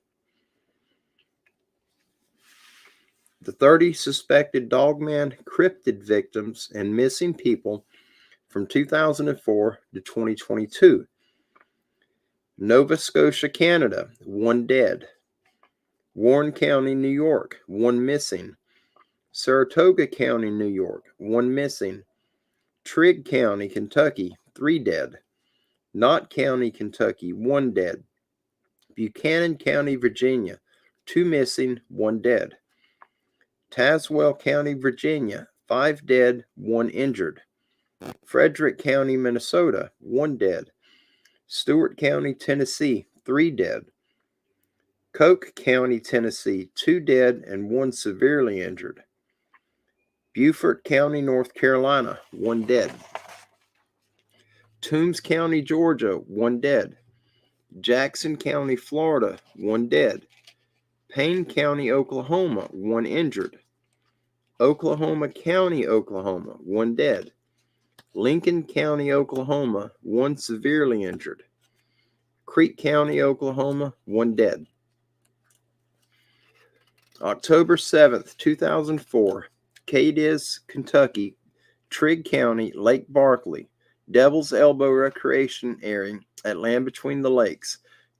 2 unidentified bodies, a male and female, were found floating in Lake Barkley by boaters. They had been in the water for a while, and no abandoned boat was found nearby, and police had not received any missing people reports from that area. Police were investigating an abandoned sports utility vehicle in the area. May 19th, 2015, Dover, Tennessee, Stewart County, Land Between the Lakes Recreation Area. 28-year-old Heather Newman, her body was found in the LBL recreation area, said the sheriff's office, and the condition of the body is unknown. She was driving a 2003 Blue Expedition when leaving home on the afternoon of May 19th. She was wearing pink scrubs, black nursing shoes, and glasses. Police claim it's a suicide, and the body was found near the lake. November 15th of 2015, Horicon, New York, Warren County, Lake George Wild Forest near Lily Pond, also known to locals as Brant Lake. 82-year-old, one-eyed Tom Messick was out hunting deer with 6 friends and family members. Tom was one of the watchers, and the younger ones were the drivers. He walked into the forest to take his position and was never seen again when his friends searched for him. He was never more than 600 feet away from another hunter. His rifle and walkie-talkie were not found either. 300 searchers, including dogs, covered 4 square miles and found nothing. One hunter reported hearing a close, unknown noise on a hilltop about the time of his disappearance, but police passed it off. The day he disappeared, the woods were silent with no sign of deer all day. David Pilates interviewed one of the hunters who heard the unknown noise about 450 feet away. David classed this case as a missing 411 case. The FBI showed up when the searches started. What did they already know? Was it a Dogman abduction? It has been suggested that possibly Tom was attacked and pulled up the tree, attacked from overhead of his tree stand, and thus no tracks below or evidence being found. That's scary. This is Heather Newman. This was a lady found near the lake, dead, and her condition was unknown, which is extremely odd. It doesn't look like the face of someone that would commit suicide, but you never know. Suicide grips many of us, unfortunately. It's a pretty woman. All life is precious. Oh, there's Anita. It's good to see you. All right, this is Tom Messick, the 82-year-old guy with one eye that went missing from his tree stand. No tracks or scent or anything leading from his stand. Oops, sorry. Am I going there? There we go.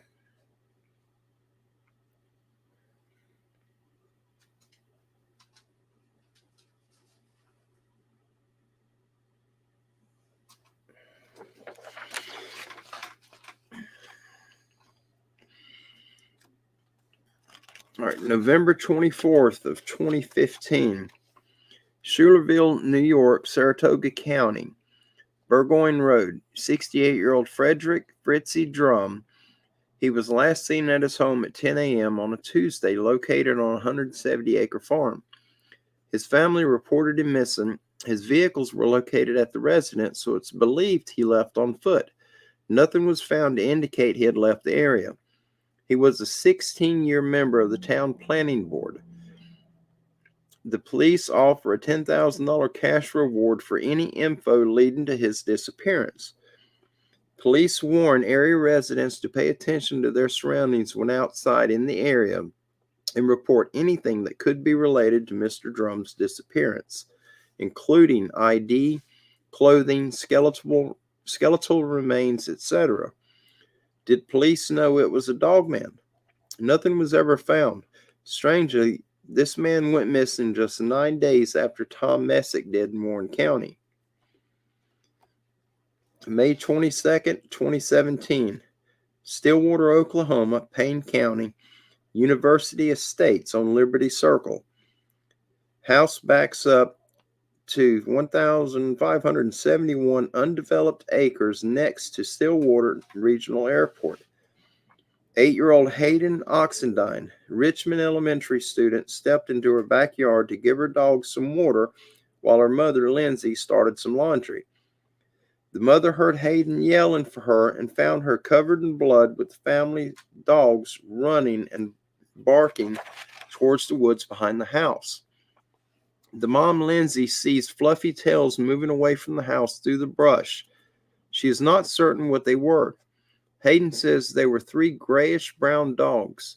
The yard is surrounded by a 4-foot tall chain-link fence. Rushed to the Children's Hospital in Oklahoma City, her injuries included a deep hole in the muscle around her shoulder blade that was torn away, and a bone-deep laceration that stretches across one side of her chest. Surgery and skin grafts were performed. 4 series of rabies shots are given. Wildlife experts say coyotes are in the area, but no reports exist in Oklahoma of coyotes ever attacking a person. They say the injuries look more like a dog attack. A wild dog pack is blamed. The experts say the bite wounds are too big to be a coyote. There have been no wild dog reports in the undeveloped area around the airport. Traps were set up and the investigation continues. And this is 68-year-old Frederick Drum. He's the one that went missing on the 170-acre farm. Oh, wrong way. Sorry, guys.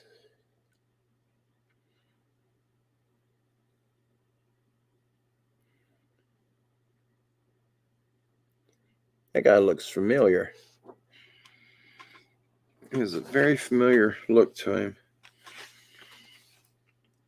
And this is the 8-year-old that was attacked by what they think is one of the Dogman creatures. Pretty little girl.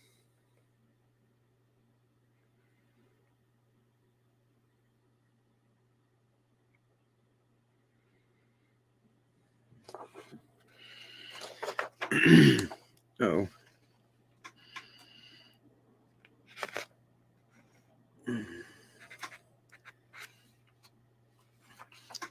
And we got it. We got it, Kyle.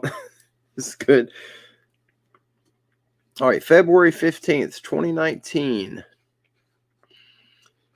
In Pantego, North Carolina, Beaufort County, Indian Run Road, 77-year-old Brenda Hamilton.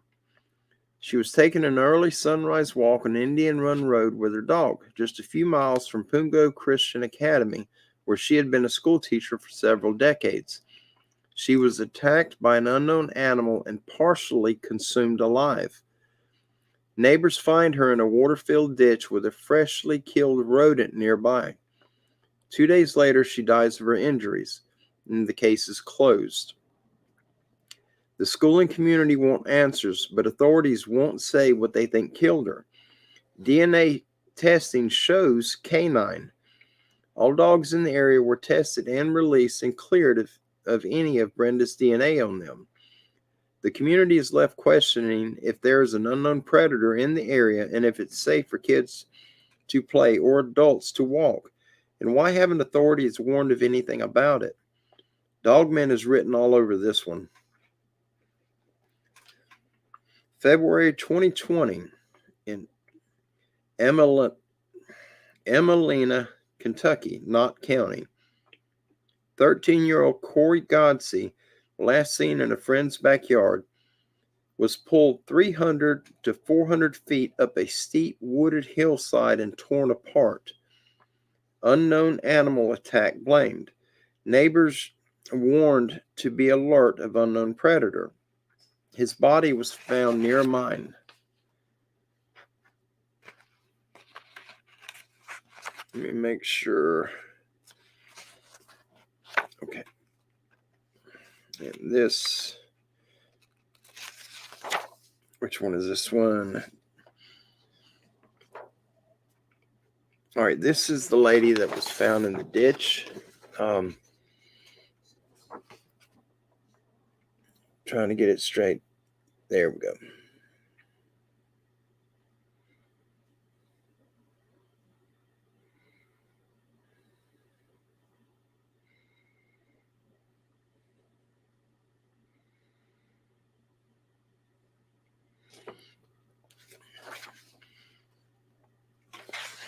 This is Indian Run Road. This is where the lady was attacked when she was walking her dog.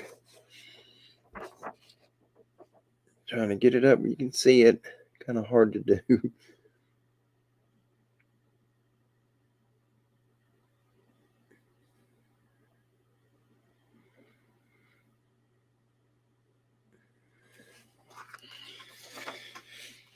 Yeah, Brother Don, it's definitely good to have a face to put with these people. You know, it helps bring recognition to them. And that's what I love about what David Pilates does. All right, this is the 13-year-old Corey Godsey. If I remember right, I think he was a little slow mentally. I think he had some issues. I remember hearing the report on him. When I remember, he was a real good kid, real quiet, but very pleasant to everyone.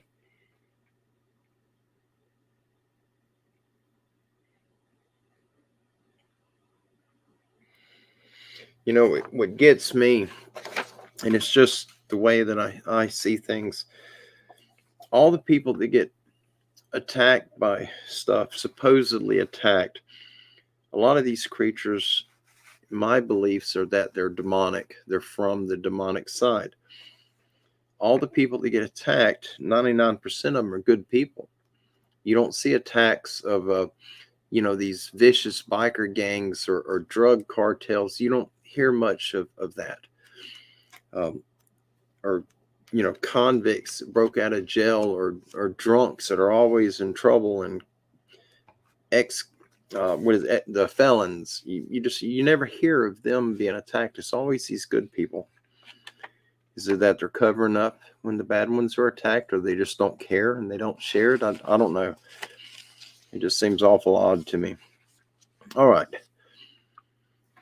On May 7th, 2020, in Lyons, Georgia, which is Toombs County, 62-year-old Dr. Nancy Shaw. It happened at 3 a.m. Her car is found on a rural road on the opposite side of the road facing the wrong direction, with the driver's side car door open and the car running. She was a pet lover. She was found in a nearby ditch dead from injuries that are not provided by police, but police say it was multiple animal attack. Police are quick to blame a pack of dogs that she may have stopped to feed, investigate, or may have hit one at 3 a.m. No dogs were ever seen during the investigation. The next day, Greg Mosley, who has 4 dogs, is arrested and charged with involuntary manslaughter, but no DNA is found on him or his dogs from the victim.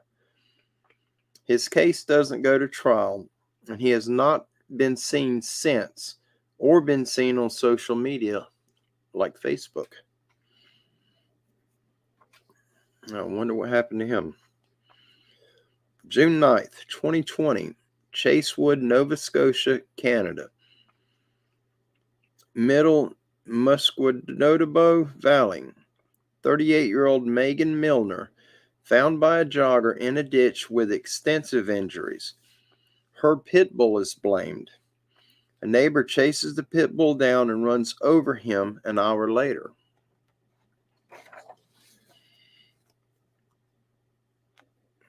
Oh, that's ridiculous.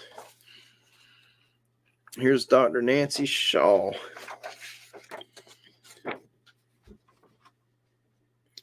Oh, sorry, too close. There we go.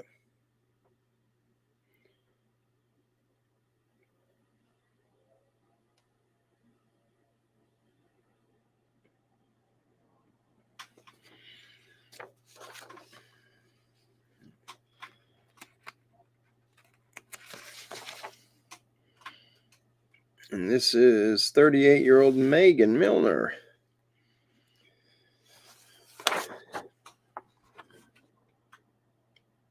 She looks a lot younger than that, doesn't she?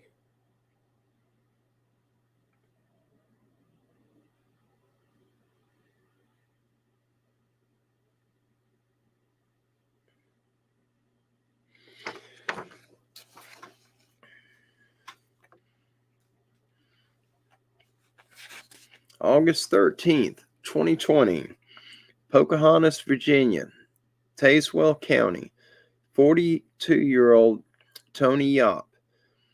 At 12:35 a.m., Tony arrived home from a friend's house on May Street and walking up the sidewalk, put his foot on the first step up to the rear part of the L-shaped front porch, turned his head and noticed what he thought was a bear standing in the dark on two legs. He was attacked by this creature. It lifted him up by his armpits, digging into his muscles with its claws, and brought him to within 6 inches from his nose and showed its teeth. It then threw him backwards onto the sidewalk, leaped over him, and ran away. Tony was taken to the hospital where he received 4 stitches for 4 deep claw marks under the armpits. The feds got involved. Tony said he's 5'9" and this thing was taller than him. He thought it was going to bite him. He thought he was going to die.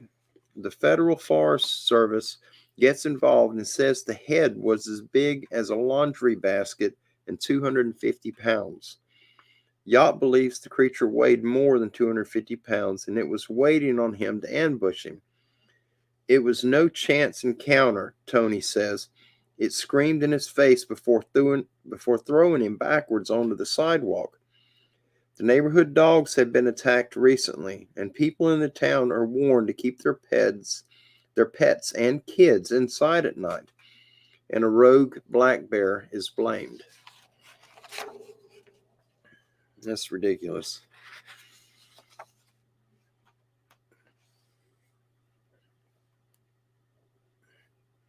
All right, here's the guy, Tony, that got picked up by the armpits and thrown by what they're saying was a black bear.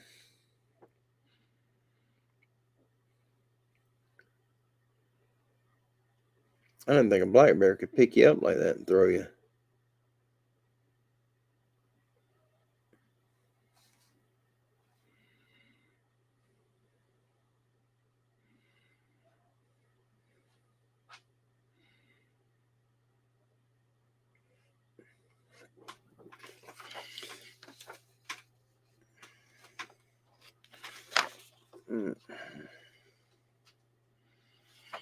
And here's the neighbor's dog to Tony, the guy that got thrown. There's one of the neighbor's dogs that was attacked.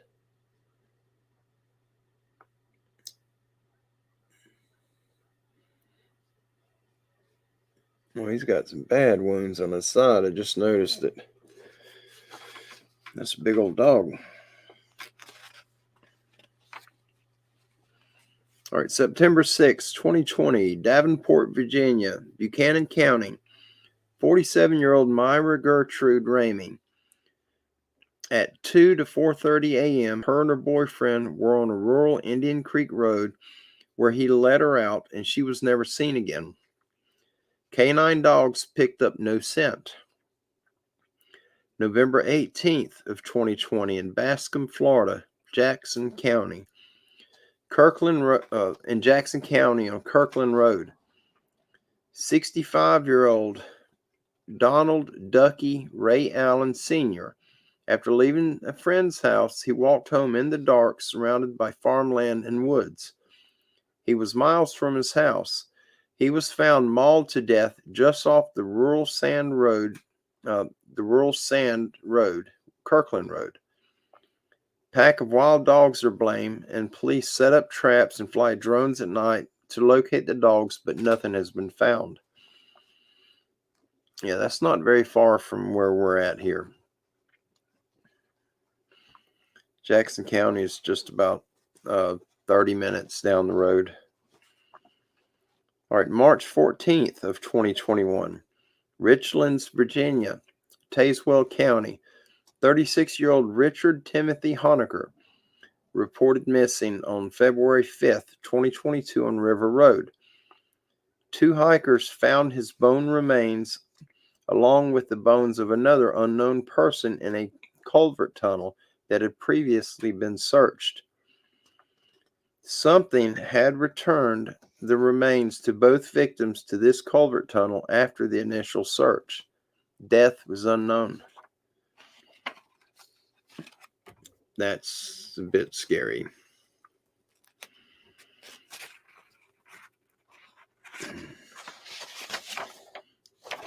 Anita said it's close to her property.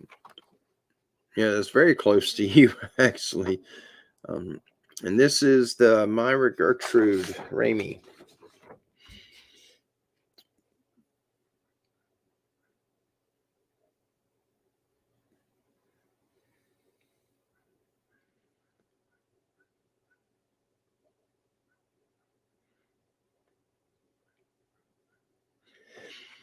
She looks very familiar.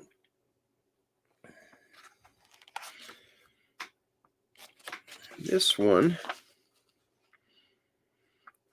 and this is Donald Ducky Ray Allen Sr. This is one that was mauled to death.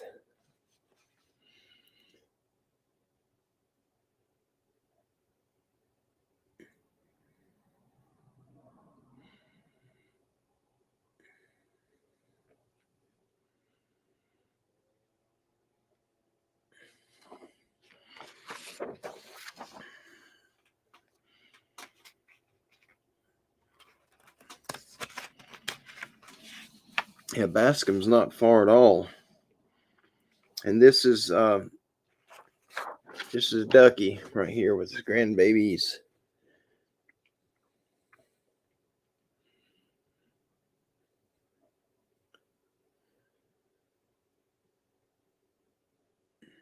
It's a shame. It's an absolute shame. And that area, it's real close to Anita. She's at the halfway point between me and Jackson County. But there's bears over there, but they're not going to do something like that. Not our bears. Ours are small. And this is where Ducky was found at. This is the road.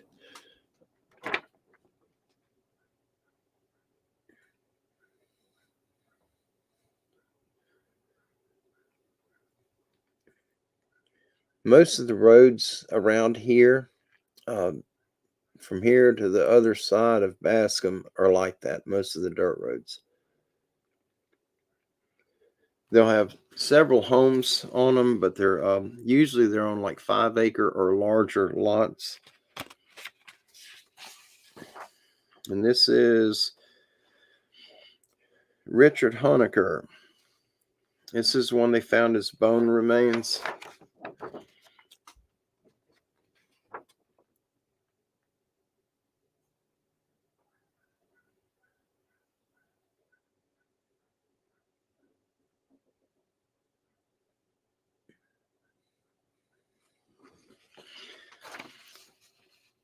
Oh, Cutting Edge, how are you doing? Welcome. Welcome. All right, now we're up to April 1st, 2021, Newport, Tennessee, Coke County. 52-year-old Tony Allen Aarons, a homeless man living in a homeless camp near a train trestle. He was partially eaten and dismembered at the end of Carnation Way, a side dirt road just off Jimtown Road. A pack of dogs was blamed first. Then a nearby trailer owner and his dog was blamed. DNA on the victim does not match the trailer owner or his aggressive dog. Scratches, blood, and large paw prints found and reported in only one article. Nearby trailer owner Charles Owensby framed by police in a cover-up. Charles is arrested, then released. Charles files a lawsuit against Newport police, claiming shots were fired through his bedroom walls in an attempt to kill and silence him. The police file a false allegation suit against Charles. When he fails to show for a court hearing, Charles is arrested again, released, and nothing more is known about Charles. The neighbors were warned to be alert. On April 6, 2021, Newport, Tennessee, Coke County, an unknown man is attacked in the same area as Tony Allen Aarons. has 64 bite wounds but survives. Nothing more is known about this man. April 9th of 2021 in Jewel Ridge, Virginia, Buchanan County, Chicken Ridge area, a 76-year-old William Arthur Cole Jr. last seen walking in the woods near his home. He was reported missing and the drones find nothing.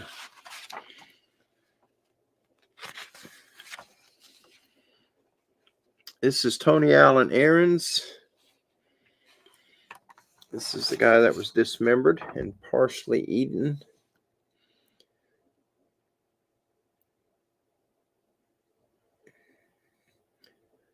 It would take a serious dog or some seriously large dogs to dismember somebody.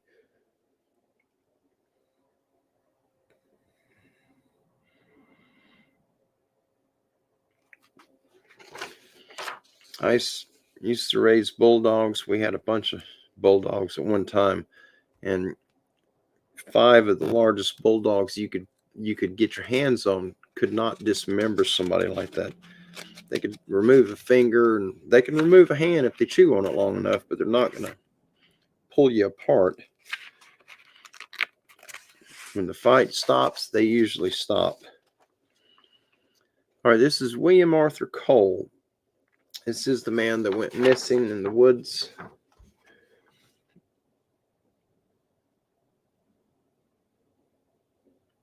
He doesn't look like the type that would actually be walking around the woods.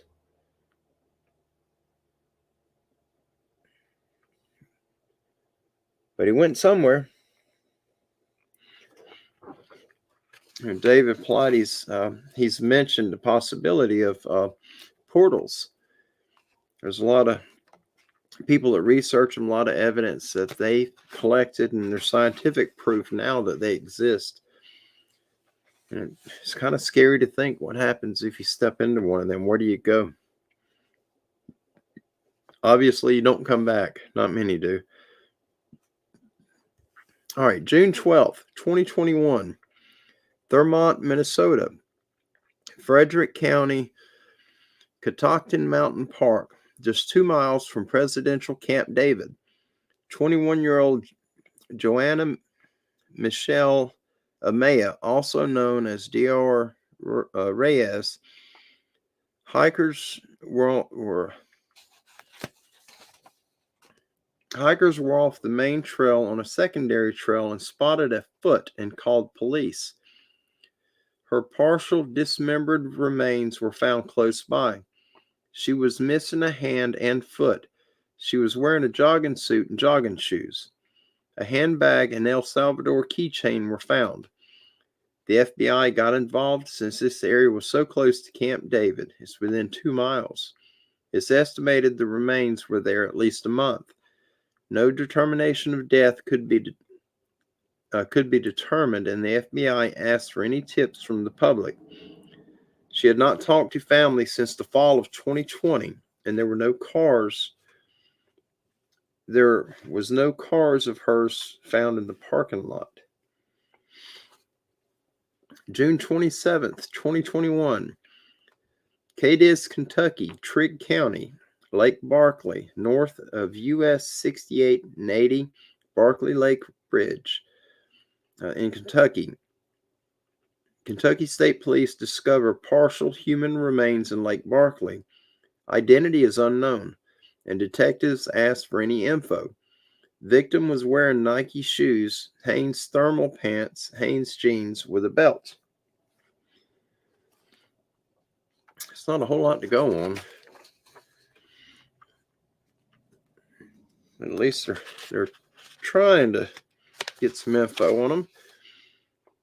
Here's Joanna Amaya.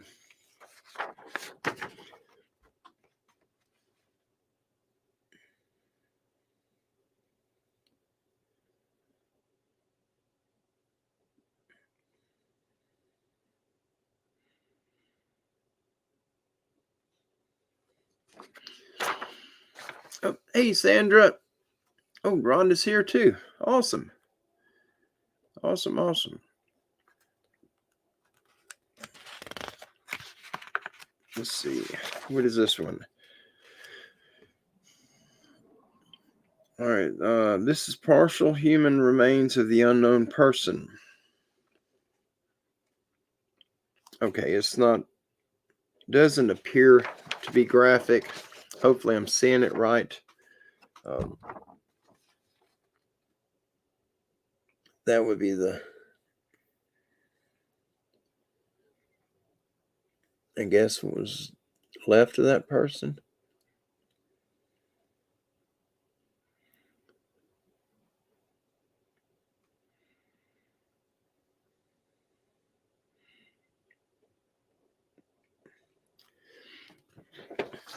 Strange. All right, where are we at? We are July 12th of 2021, Newport, Tennessee, Coke County. 29-year-old Amber Miller found mutilated and partially dismembered, yet alive, at the end of Carnation Way, a dirt road off Gemtown Road. She lives 6 days in a local hospital before dying. Pack of dogs first blamed, but finding no pack of dogs, the same nearby trailer owner and his aggressive dog are blamed. Arrested, then released due to DNA on the victim not matching the trailer owner or his dog. August 29th, 2021, Pounding Mill, Virginia, Tazewell County. 36-year-old Brandon Michael Schools, last seen walking down Harbor Street on March 21st, 2022. His remains were found in a cave in pieces in a steep area near the quarry, determined to be suicide. He was found in pieces and determined to be suicide? I think I would have to stop after I cut the first piece off.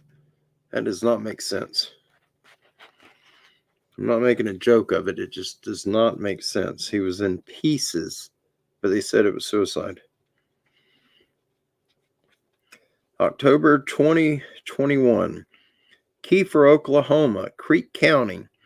7-year-old James McNeilis, last seen playing in his backyard. Neighbors hear noises but don't investigate. The father searches the yard and finds nothing. Later, the mutilated body of a boy is returned to the backyard by something. The recent acquired family dog is blamed and seized through the family, though the family said the Corgi mix never showed any signs of aggression. It's not known whether the dog was euthanized or not. Something took the boy out of the yard and then returned it.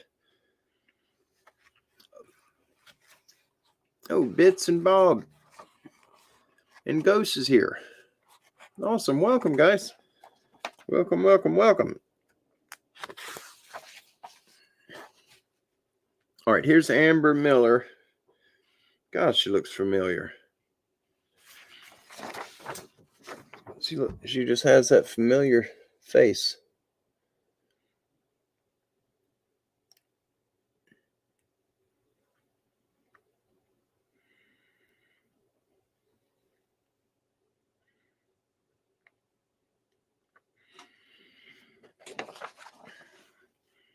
It's kind of creepy when you see pictures of people that you think you recognize. And here's Brandon Michael Schools. This one's a little pixelated, but maybe you guys will be able to see him. We're going to put him up anyway. We need to show who these people are. They're not here to speak for themselves. Oh, fingers away, sorry.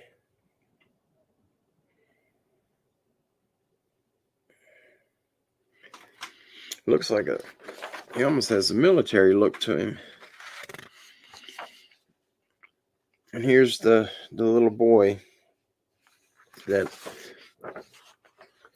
he went missing from the yard and then he was returned later. That's a shame, such a cute little fella.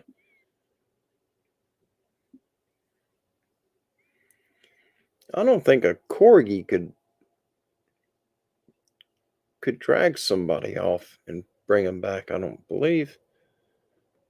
Not a 7-year-old.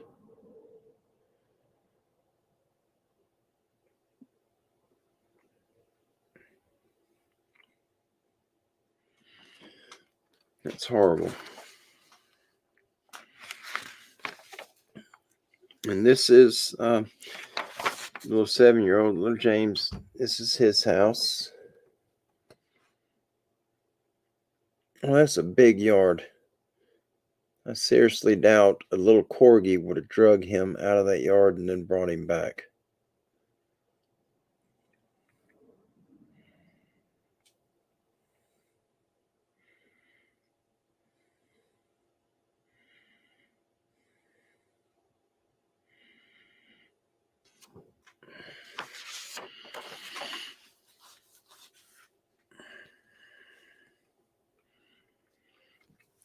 All right, January 27th, 2022. Grundy, Virginia, and Buchanan County.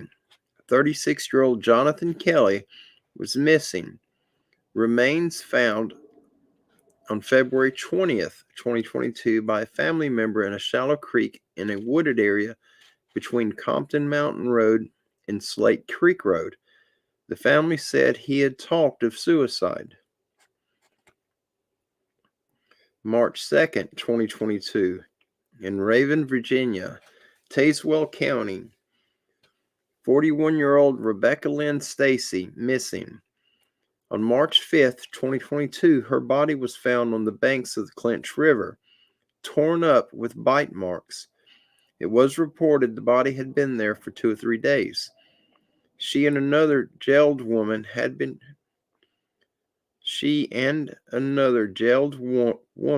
been charged with involuntary manslaughter for overdosing a fellow jail woman prisoner.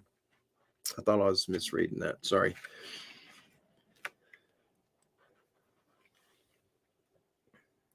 April 5th, 2022. Tazewell, Virginia, in Tazewell County. 71-year-old George David Witt missing. Fishermen found his body on the bank of the South Fork Clinch River. Unknown animal bites on his neck, face, and upper body.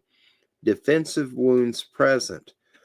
Near the Carilion Tazewell Community Hospital. Dial Rock Road had been searched and determined to be a drowning. He had wounds, defensive wounds from fighting something off, and animal bites all over his neck, face, and upper body, but he drowned. It's stuff like that that makes you think cover up. At least it does me. It's so much easier to put the truth out there, regardless of what it is or how weird or crazy it sounds, and let people decide for themselves. All right. Here, Mr. Kelly. Oh, let me get it where you can see it.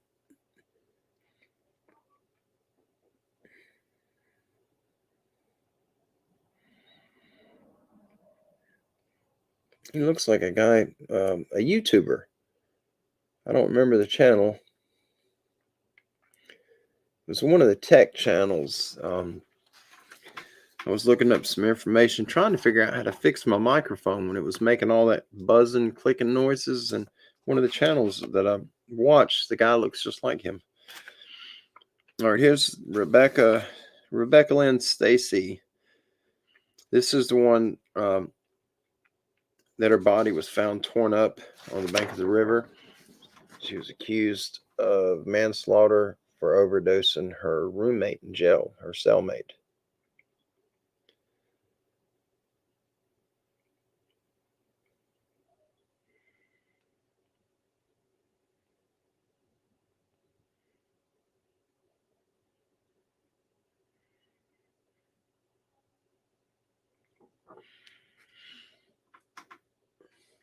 I think that was a bump on the house. Hoping it was thunder.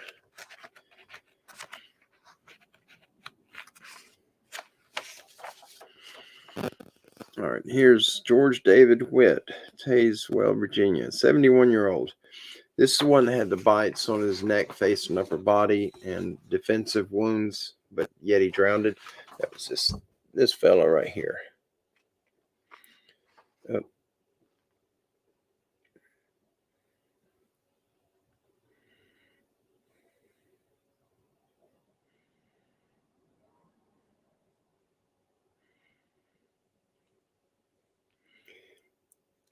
Sandra, I'm right there with you.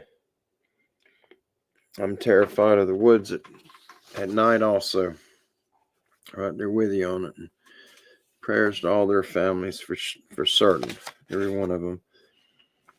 All right, April 20th, 2022. Chandler, Oklahoma, Lincoln County. 65-year-old unnamed man. County Sheriff Charlie Gordy finds a man lying on a county road with all of his clothes off for some hours, alive and flown to a hospital with extensive injuries. Along East 890 and South 3390 Road, a pack of dogs are blamed that lived at an abandoned marijuana farm. The dogs placed in homes and not euthanized, but then moved to the vet. April 24th, 2022. Newalla, Oklahoma, Oklahoma County, 4380 South Catfish Drive, Newalla, Oklahoma, 74857, near Crossroads, Southeast 44th Street. 61-year-old Anita Mears found dead in her front yard with her own dog over her and injured. Injured also in the attack. First statement was homicide by stab wounds, but then changed to mauling by a pack of dogs, which have not been seen at all. Large stab-like wounds. May 3rd, 2022, in Cumberland City, Tennessee, Stewart County, Cumberland River, near the Cumberland City steam plant, a boat capsized in the nearby Lake Barkley, and 2 unidentified bodies were found. Identities were unknown, and the condition of the bodies unknown. The boat capsized. I wonder why it capsized. Usually in the rivers, as long as your boat's powered and you're awake, if you're sinking, you just run it up on the bank somewhere. Normally, unless you're under the influence. This is where the naked man was found that was mauled.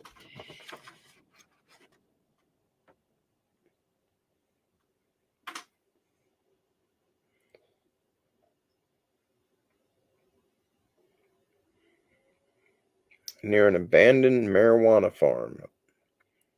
I wonder what he was doing over there.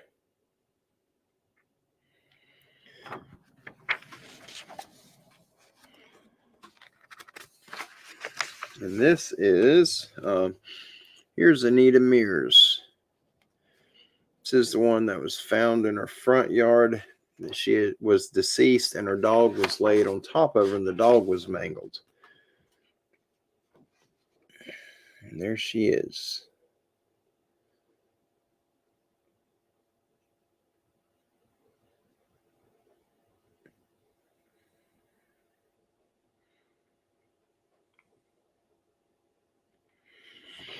Yeah. Good night, Anita.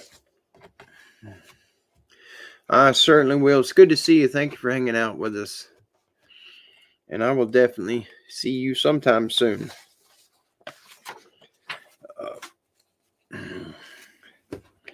Me and Anita grew up together. We have children together.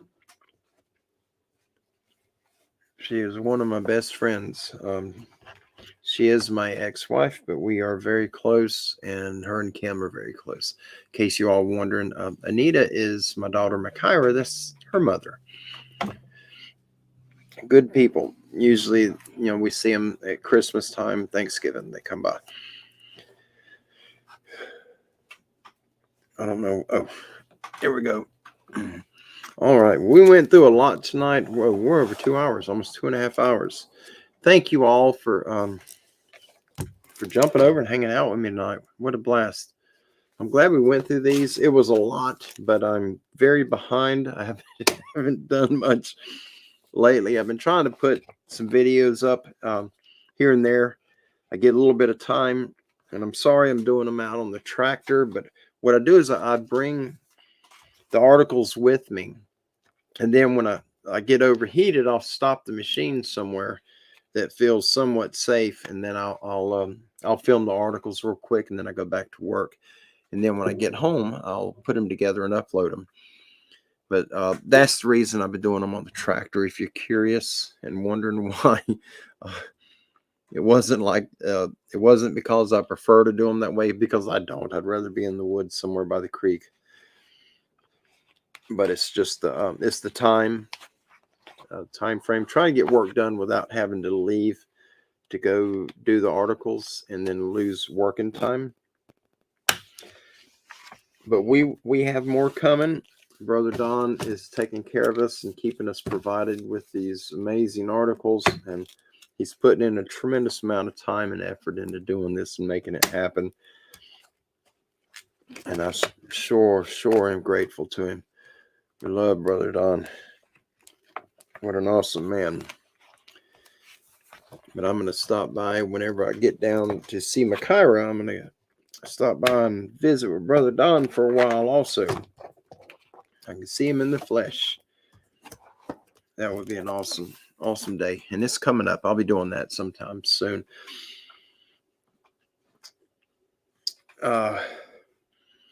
Randy, see, a lot of them, 12 Pearls going to bed. I know a lot of you got to go to bed. A lot of you have to work in the morning, including myself, but I don't have to clock in. I wake up on the job. But guys, I want to do a closing prayer for all of our brothers and sisters, and for all of us here, and those, like these families of these people that are missing or deceased. And our sister Sandra, we just do an umbrella prayer for everyone. You're welcome to join along with me, or say your own prayer, or however you go about sending healing energies, whatever you do. But I'm going to do that right now, and we'll get this closed out. I'm tired too. I know all of you are, but thank you for being here with me this long. And I'm going to go ahead, and we're going to reach out to the big man upstairs and let our words be heard. Our Father who art in heaven, Yahweh, I reach out to you today, and I give thanks to you for this opportunity to hang out with our brothers and sisters right here, part of our extended family. Father, I ask that you bless each and every one of them and fill them with good health, fill them with prosperity, and line up their path, that all obstacles and stumbling blocks are removed from their way. Father, bring healing energies and that spirit of divine intervention into the lives of those that are sick and those that need healing. Bless our sister Sandra. She's dealing with a lot right now. Cancer's trying to eat her up. And we ask that you send your Holy Spirit over there to intervene and to flood her cells with your presence and to push out that dark, unclean spirit that is causing that to happen to her. Set her free from the bondage of cancer and fill her with the light of your Holy Spirit, and guide her that her words and her actions are all for the glory of you. Father, we love you, and we thank you for this opportunity in this day, and for all the blessings you've placed in all of our lives. And we give all the thanks, all the praise, and all the glory to you. In Christ Yeshua, Jesus' name we pray. Amen. Amen. Oh, Gene, it's so good. It's so good to see you too. It's so good to see all of you. Thank you so much for hopping over. I haven't seen any of you, and our brother Pappy and Randy. There's so many of you. I mean, we've been blessed just with so many. And I've seen John in there. There's John right there at the bottom. Our brother John Babb, and Sharon's here. And our beloved 12 Pearls. Crazy about 12 Pearls. And guys, thank you all for hanging out. We're going to be doing some more shows. I got a little bit of stuff. I'm starting to incorporate some of the stuff that I do through the day. Just kind of do some little short videos to throw out there and give you an idea of what life is like here, what we get involved with. Oh, there's Ida. And thank you all. Thank you for joining me in prayer and saying your own prayers, or whatever you've done for sending healing energies and powers to the people that need them. Thank you all. Y'all are such wonderful people, and I love each and every one of you. If there's anything I can do for you, if you have a prayer request for yourself, for your family member, for a friend, or anyone that you know, and you would like for me to put it out here to help kind of spread the word, the Bible says where three or more come together in prayer, Christ is there. And all it takes is three of us. But we've got a very powerful warring community here of God-fearing Christians, and a lot of crazy stuff has happened through the prayers that they've put out for people.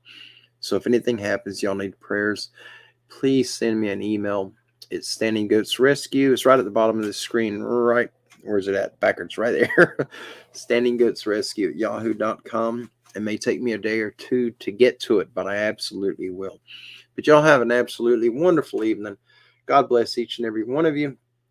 And until I see you the next time, please, everyone, y'all be safe. Be safe and be kind to one another. And try to avoid the enemy. If you can't pray for them and pat them on the back and help them, if they fight you, which most of them do these days, we live in a day where everybody's offended by everything that we do. Just live the life God gave you. If you're doing His will and it offends somebody, then they need a little help. They may need some prayer. But it's good to see you all. God bless you. And we'll be doing more articles soon. Brother Don is sending some more stuff. I don't push him. He does it on his time frame. He's a very busy man too.